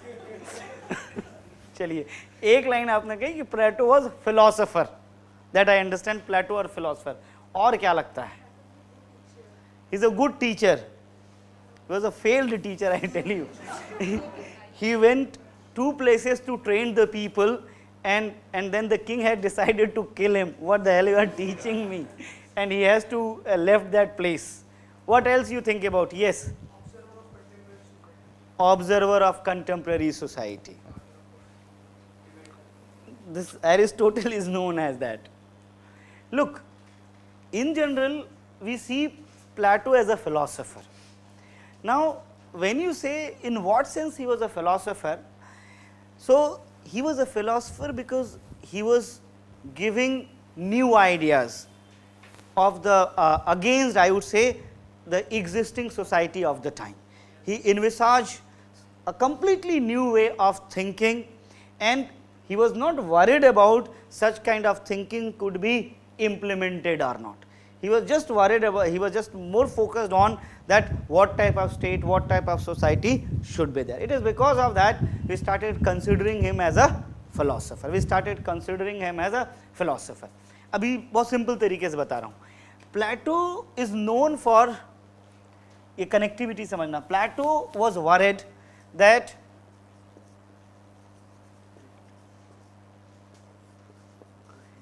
I will tell you in my next class about the organized format of the Plato, is just to understand as a storyline.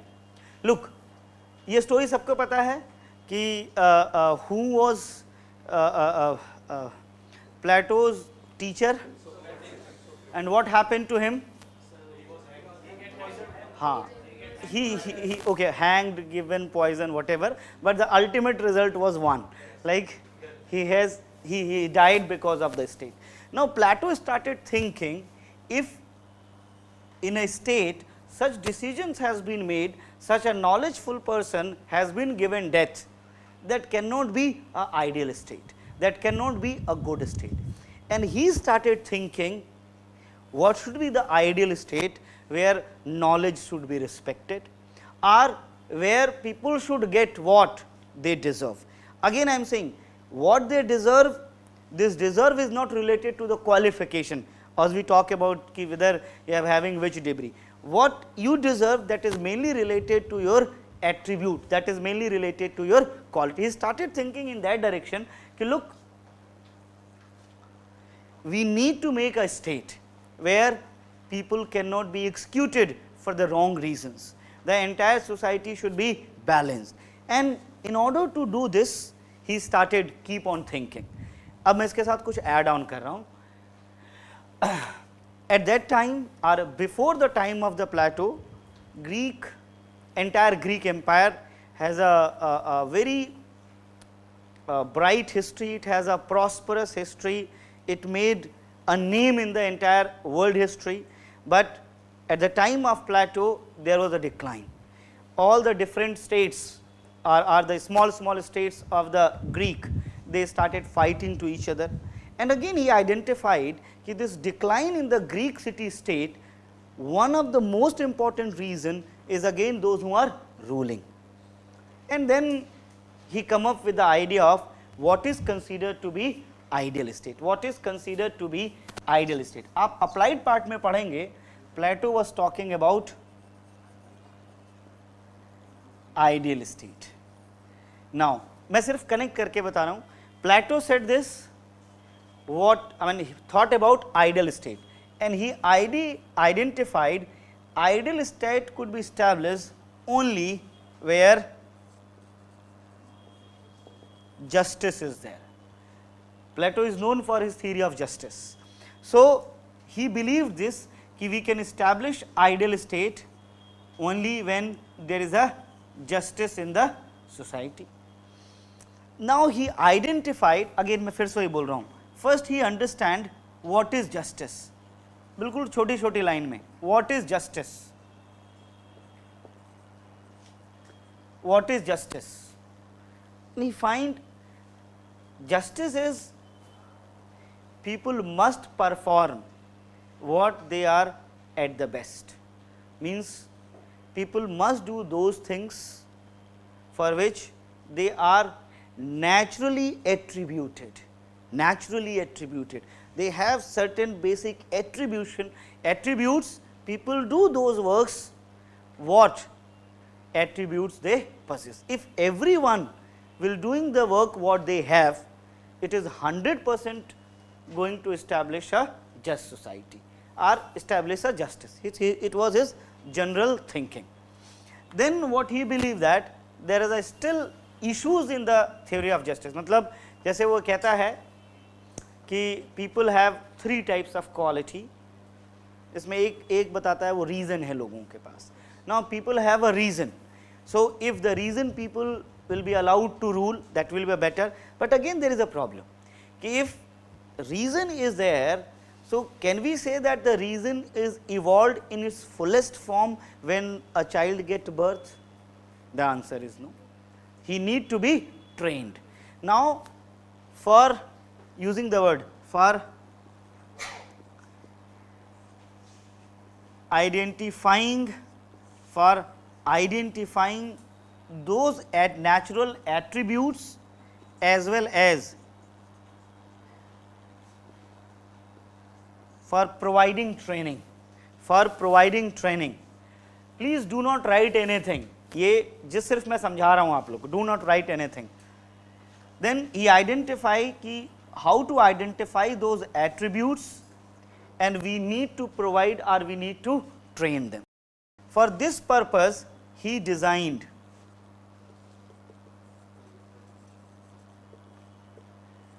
a education curriculum. यहीं से उसका concept आ गया theory of education. Then he believed कि fine, we train people in their natural traits, people who are holding reason, they have been properly trained in the ethics and philosophy to ensure that reason get expressed properly. Those who are having a high spirit, they are trained in, you can say, fighting skills and they have been made warriors. Those who are having appetites, they have been trained in businesses, agricultural practices. So everyone is expert. But still he was worried कि भाई ठीक है, everybody is trained in their respective skills, but what if they do not want to assign work, they do not want to perform assigned work. Now a big question has arisen, why people do not want to go for assigned work for what they have trained. चलिए छोटा सा example, आप में बहुत सारे engineers हैं, isn't it? So why not pursuing engineering as a career? Simple question, बिल्कुल real answer करिए, क्यों? पावर, स्टेटस, मनी भी है ना, वर्क लाइफ बैलेंस ऐसा बिल्कुल नहीं है. Being a civil servant, you are going to face more challenges. Okay, चलिए जो सिविल्स में नहीं आते हैं, why most of the engineers go for MBA? They are trained in other branch of engineering. Why they go for MBA? Money, isn't it? He is worried about this only. He was just thinking कि okay, we trained this person is a good in the reason, this person is a warrior, this person is a production. What if there will be a difference of money among these three classes? So people will always look forward to go for that job that creates a lot of money. Maybe you are trained, you really love your engineering, you are a very good mechanical engineer, but you find salary is less, growth is quite less, struggle is quite high even to get a good job. So ज़्यादातर engineer software engineer हो जाते हैं. I guess this is correct. Whatever the branch of the engineering is there and they opt for software. The reason, the only reason, सबका एक ही reason है placement. Isn't it the correct reason? The same thing. The Plato was worried कि okay fine, we trained them, and what if they'll switch? It is just because somebody is having good money. Now in order to address this problem, he has given another theorem that is known as this entire theory is known as communism. This is not the Marxist communism. Communism of property. Communism of property. This is again a classic example. Communism of property. He has given the idea of communism of property. बहुत अजीब idea लगेगा जो उसने दिया. उसने बोला कि what if the first two section, those who are ruling and the warrior class, if we won't allow them to hold property, officially they are banned to hold property, is it going to work for them? आपके दिमाग में जो भी आ रहा है कि नहीं ये काम नहीं करेगा, why people will work if they are not going to get the property? Motivation नहीं मिलेगा काम करने. मतलब आप ये मान रहे हैं कि काम करने का मोटिवेशन केवल पैसा है. अब प्लेटो ये कहना चाह रहा है, this is a civilizational development, and it is because of that the cities of Greece get corrupt. His argument is that people love to do what they are naturally designed to do. People have inclinations from their childhoods. There are certain things what they love to do. Gradually they come to know that what I am looking forward is not recognized by society, it is not fetching money. And then they started choosing career. ये जो जितने career counsellor बनते हैं, just talking about what they do, they never ask you basically what really you want to do. You also ask the similar question, कौन सा career आसान है, किसमें ज़्यादा पैसा है, काम कम करना है. These are the criteria we set basically. But somewhere inside Plato was debating that actually we love to do those works what naturally we possess, the tendencies. But because of such kind of developments, new parameters, we shift. ऐसा हो सकता है कि a lot of people really want to become engineer, there are a lot of people who really want to become doctor, they are passionate about their work. अब modern times में आप एक बड़ा concept सुनते हो, job satisfaction. This is a highly discussed concept कि you are getting high salary लेकिन job satisfaction नहीं है. तो वो job satisfaction क्यों नहीं होता है?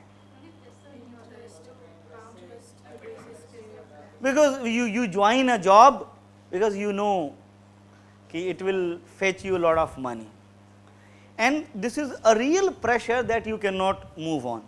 My younger brother is an IITian basically, and then he become an investment banker, and then I asked कि ये IIT का पैसा तुमने बर्बाद किया, why you did that? Then he said कि actually I like music, I want to shift in the music but I cannot, and from past 10-12 years he is searching the route कि is there any way I can come for the music, and every time जब भी बात करो परेशानी है. He is a millionaire man but every time उसको परेशानी है, आज वर्कलोड ज़्यादा है, आज बॉस ने यहाँ भेज दिया, आज वहाँ भेज दिया. Why it is this job satisfaction? Because you are looking for a work for which you are not designed. That is why you are not having job satisfaction. You will find out this is happening with most of the people in India. Whatever the job they have chosen, only one criteria was there. Placement अच्छे से हो रहा है, and you find out in the 5 year this will be my package. That's all. Why you switch companies? एक ही reason होता है. It's not about this company is working on this platform or they have a good exposure. The only thing you find, okay, they are offering double, switch. Though Plato was worried about this idea, so he come up with this argument. If everybody is having equal money or they are having no money, then are they going to work as per their natural trait? Okay, why you look into the money? अब इसके दूसरे aspect से, isn't it because the society, family and everyone said कि look, this guy in your neighborhood is earning this much, look at his house, look at his car, everything. Now you started thinking, अच्छा देखता हूँ मैं भी. Now the point is what if you see around and you find everyone similar and they all are competing for the work which has been assigned to them. Now the Plato idea was that let's ensure that everyone can get what they are willing to get materialistically, but they won't be allowed to accumulate. Okay, मैं उसी का concept modern times में बता रहा हूँ. उसने क्या कहा कि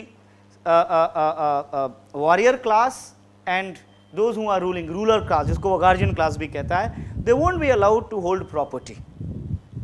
They won't be allowed hold to property. So if it is there, so none of modern context में सोचिए, none of the minister, none of the administrative officers, now warrior class, none of the military officials, none of the policemen is having or are drawing salaries. They are just focusing on their work. Now the big question, what will be the motivation for working for them? Plato identified they will be motivated. The reason being is that because they have an inherent trait That is why they have chosen that business.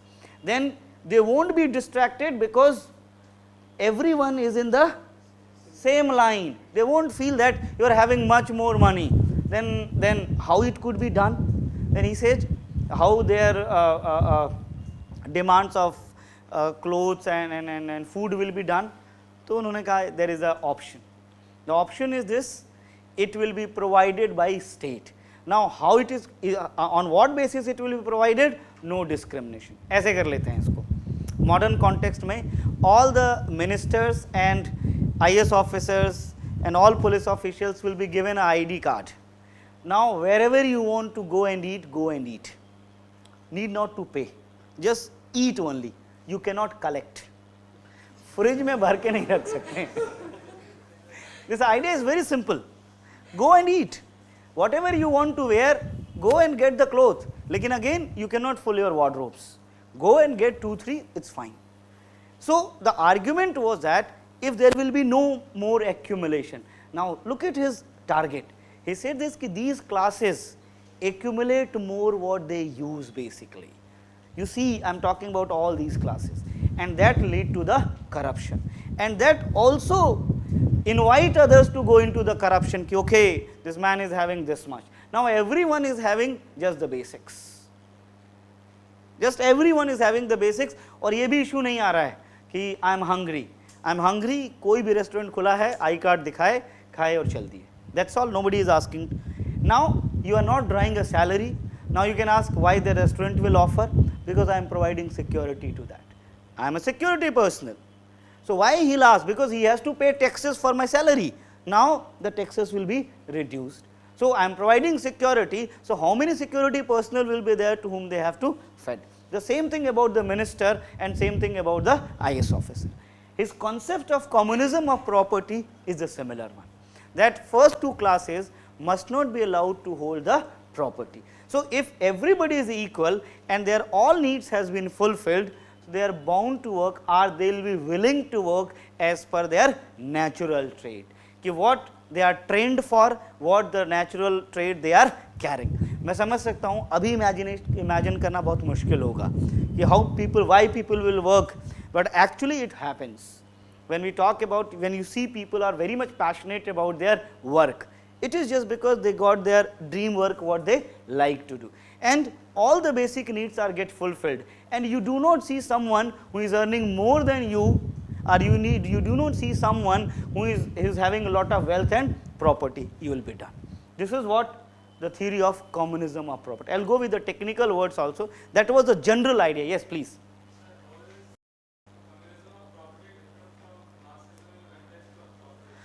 Look here, because Marxism completely talk about abolishing the private property. Private property. Here he is abolishing, I mean he is not allowing property only for the 2 class, not for the 3rd class.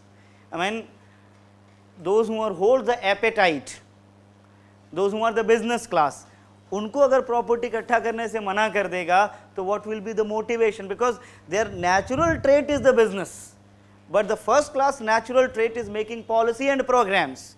They are not designed to earn money naturally, but they started thinking for money because of the others.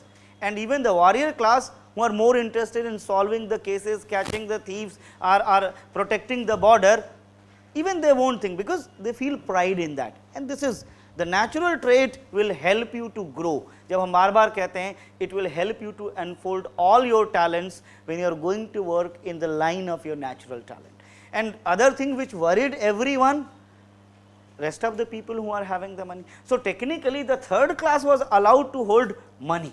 The 3rd class was allowed to hold money, but the first 2 class is not about to hold the money. अब आप ऐसा कह सकते हो कि what if people everyone started thinking to go for the 3rd class, but actually whatever the 3rd class enjoy the property, they all are allowed to enjoy the similar property.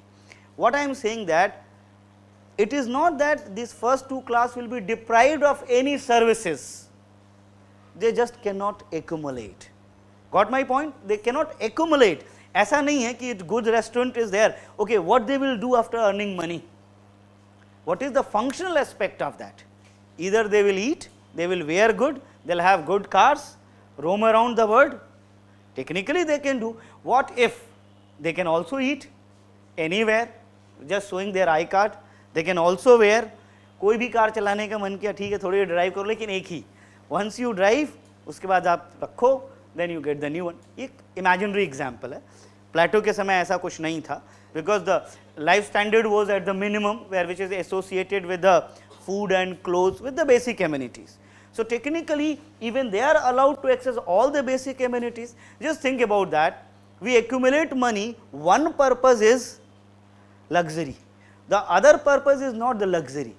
What you say, we feel secure. जो logic हम देते हैं, we feel secure, we feel satisfied. तो state ने तो आपकी security भी दे दी आपको. It will pay you as long as you are alive. So there is no question of the security. Now it come to the satisfaction that is related with their basic character, what the work you are performing. So this is how theorem of property has come. This is how theorem of property has come. हाँ.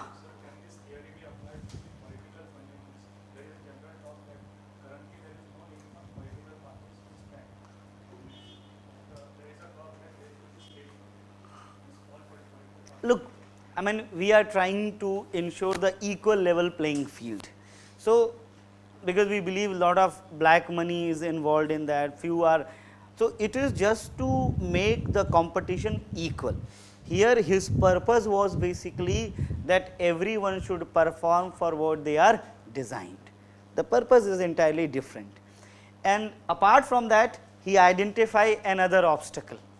कि property तो ठीक है, property नहीं देंगे. He identified family also. ये family भी जो है,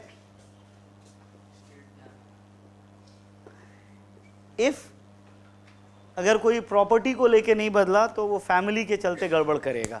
मतलब कहने का मतलब है people involved get practices because of the family. Is it true? Is it true? Nepotism is there, or for their, you know, in India, not only in India, in many of the eastern countries, we accumulate property for the next generation. आने वाले लोगों के लिए है. तो अभी आपने देखा कि आपके पड़ोसी ने आने वाले जनरेशन के लिए बहुत पैसा इकट्ठा किया है. You find that your neighborhood is having a huge money for a coming generation, you do not have any. So there is a chance you could become a corrupt. Everyone want to accumulate, and one of the reason is that for family. What अगर family को ही खत्म कर दिया जाए तो, मतलब खत्म करने से मतलब है कि if there will be first two classes won't be allowed to form family. Is it fine? Okay, चलिए we will go into a different type of debate. Family is necessary. Okay, tell me, what is the utility of family? Why people form family? Think. Why people form family? Is it because of the tradition, everyone is forming the family, so we are also forming family? What is the reason why we form family? What you get from your family? Support system. What type of support system? Okay, there is a one logic that emotional support. और कोई logic? Companionship. Good. Or? Okay. Human cannot live alone. Okay, I am answering this one. Now tell me, our emotional partner remains similar throughout our life? Exactly. When you are childhood days, you find a different one. When you are in a growing age, then how many of us you really think they get emotional satisfaction from their families? If you are talking about the kids, I personally believe this, at the young age, their friends are the closest circle. उनको तो यही लगता है माँ बाप तो समझते ही नहीं है, मेरा दोस्त ही मुझे सब समझता है. This is a general understanding. It is our family that understand. It is our friends that understand. So who is the emotional partner? Mother or father, or that friends? Okay, let's talk about husband and wife. Are they really emotional partner of each other? This is a big question. Again, it's a personal comment. I believe that if there will be no social taboo in India and stigma in India, so 90% log will prefer to go for divorce, कि रहने देते हैं. In reality, most of the time when you talk about the emotional partners, for the men, even at that age, 40, 50, whatever you are talking about, they are friends, most of the time. And even if you see, when it comes to the women, their mothers are there, sometimes their own friends are there. Sisters are the emotional partners. At the one age, the sisters are really emotional partner at the age of 40, 45, 50. Where is the husband? Where is the wife in the life when we talk about emotional partners? This is something else. They perform a lot of social things together. I am just talking about the reality of this emotions. Think practically. Do you really find that this emotional connection is there? I have serious doubt. Cannot live alone. कौन अकेले रहने को कह रहा है? Live with the friends. Live with the friends. Isn't it a good idea to live with the friends? Companionship, the same thing. Moral support कैसा होता है थोड़ा explain करें. Don't you feel that it is just because you move, I mean,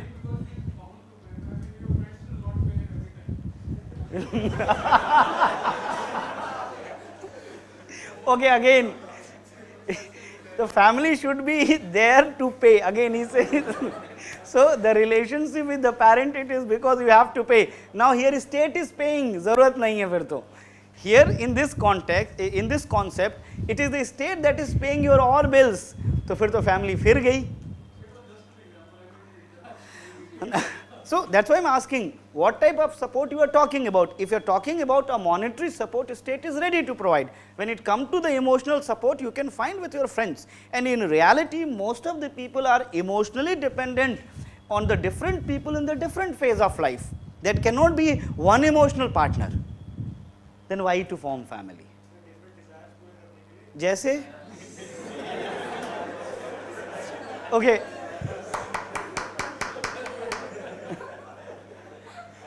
Again. Okay, you are talking about sexual desires. Putra moh.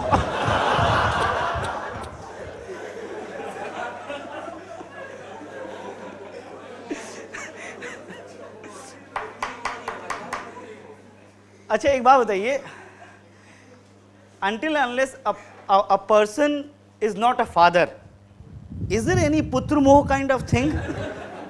I'm just asking. अच्छा ऐसा? I don't know. Okay.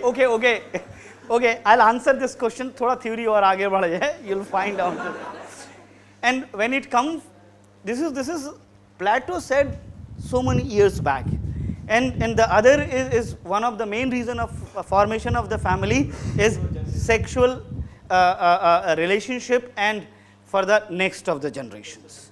Now for these two reasons, again, for the sexual relationship, again, is it family required? The marriage is just a social recognition of that kind of relationship. Otherwise, it is not. Now, when it comes to for the next generation, do you really know before 5 generation who was great grandfather? Technically, in what sense you are talking about my next generation? This is again a big question. But his argument was that there is actually no valid reason to form a family. Again, I am asking for arguments कि ये है form इस वजह से family बनानी चाहिए. Give me examples. Give me arguments कि yes, that is why we need a family. Has to be.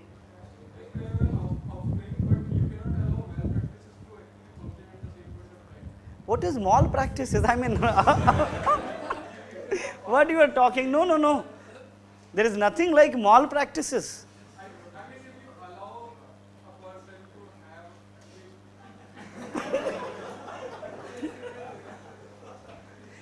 Again, I do not agree. I mean, what is malpractices?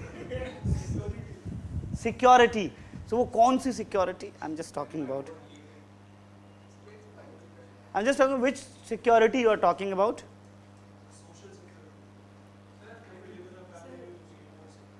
You live in a family, you feel more secure. So again I'm saying this security is like living in the family where feeling secure, or living with the few people who are connected with you feel secure.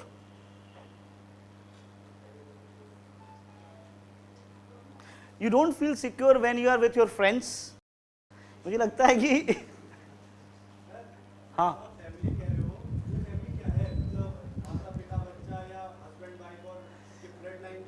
हाँ मैं basically blood line की ही बात कर रहा हूँ. प्लेटो यही कहता है.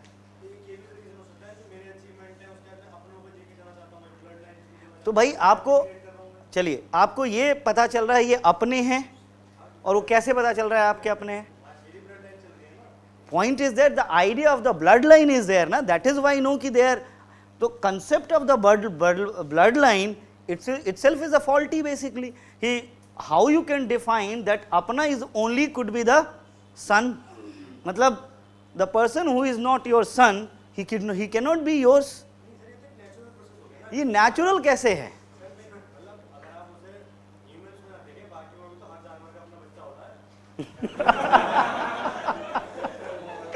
अच्छा चलिए, हर जानवर का बच्चा कितने दिन तक होता है? I am asking the same thing.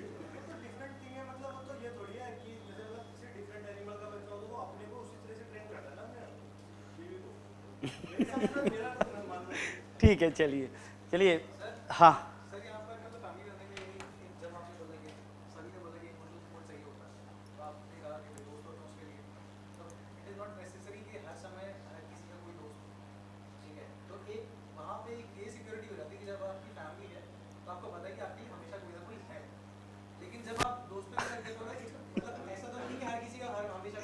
It seems to be a very bad experience, I guess. Okay, please. We are not going into. अरे हम इसको दोबारा पढ़ेंगे अभी मैं. I was just giving a simple example. Now you see, I'll come in detail for all these things. In general, you will find out. I was showing you कि लोग इतने ही concept हैं प्लेटो के. These all concepts are integrated. Now I am talking about a particular way of writing style. When they ask question about the ideal state, you need to write ki what will be the component of the ideal state. But your articulation of writing that these all are actually ensuring the formation of the ideal state. Lekin if the question is about the justice, you will give the description of justice, but your introduction paragraph will be justice is an essential component of his concept of the ideal state. Now these are the basic principle of justice, and there is a complementary theories in order to establish or institutionalize his theorem of justice. These complementary theories are theory of education and theory of communism of property and family basically. So if they ask a question about education, you must talk about the education scheme, but the introduction part is that his concept of education is mainly to ensure justice, which is the core way of establishing the ideal state. And now this is what the scheme of the education. Everything is connected to each other. You will find out, ये मैंने सिर्फ example के लिए बताया, either it is Aristotle, it is a Plato, or any of the thinker. They have some core ideas, and the entire theory is very much connected to each other. You need not to mug up these things. You need to logically understand ki how this ideal state is related with the justice. How the justice is, how the justice could be done only if a good education system is there. You need to know, without the theorem of property, justice cannot be achieved. And उसके बाद इसका critical examination, you will find out. थोड़ा हम Aristotle जो पढ़ेंगे तो उसके साथ इसका comparison. See the question paper, इसके बाहर कुछ नहीं है. So here, understanding the theorem or any thinker don't see the thinker's view on a particular idea. जैसे अगर आप पढ़ोगे Plato's idea on justice, you'll struggle with this. But once you study Plato in context of what was his purpose and target, then you will easily connect to the justice. Got my point? This the framework I was talking about, and this is how we are going to discuss. Chaliye, any questions from your side?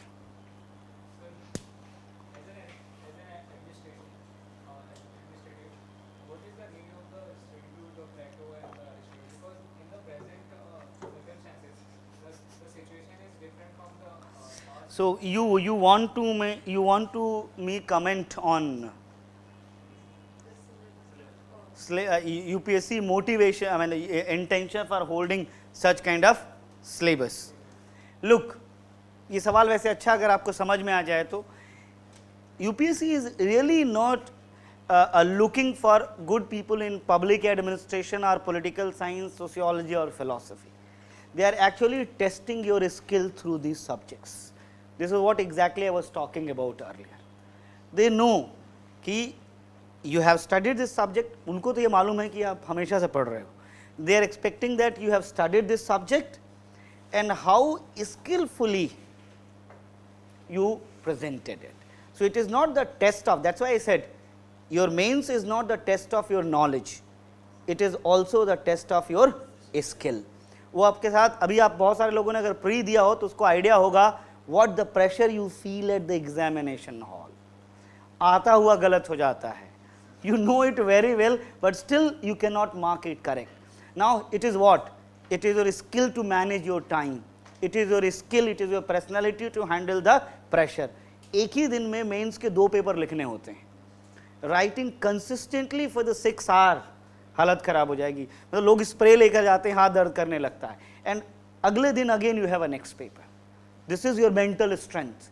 Or in such kind of pressure situation, you have to open all the files you have studied throughout the year, and you need to identify the correct file and you have to write. They don't expect you are going to write something highly good content or you can say a very knowledgeful thing. They simply ask you to write the general things only. That's why I am saying it should not be that you are completely focusing only on gaining knowledge. Just gain the knowledge and practice, gain the knowledge and practice. Let me tell you, those, एक general idea, those who are scoring around 90s and 4 or 5 questions they made a mistake because of all these circumstances. And those who are in, it's not like there is a difference of knowledge. They only marked correct those 4 or 5 questions. So it is not the difference of knowledge. They managed that time, that pressure, and they landed on the precise place. So that's why I am regularly saying, okay, understand the subject, but you should be more focused on that this subject must reflect you also. You manage the time, you handle the pressure, you did. और नहीं, इसके अलावा भी है, syllabus इतना बड़ा है. You landed on the right area of the syllabus. You identified that this is, हम जो guess करते हैं, guess is what? You cannot prepare the entire political science. There are so many things in GS, it is all unlimited, but still you identified that, okay, this is the area I have to prepare, and this is how you have, you can say, prepared your skill to show this one. They do not actually want to know about your knowledge, they want to know about your skill through this system. Okay, for the day we are done. It was just a primary introduction part of this one.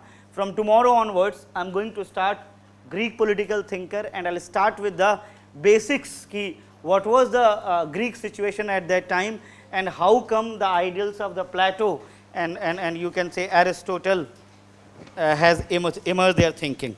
Thank you to all of you.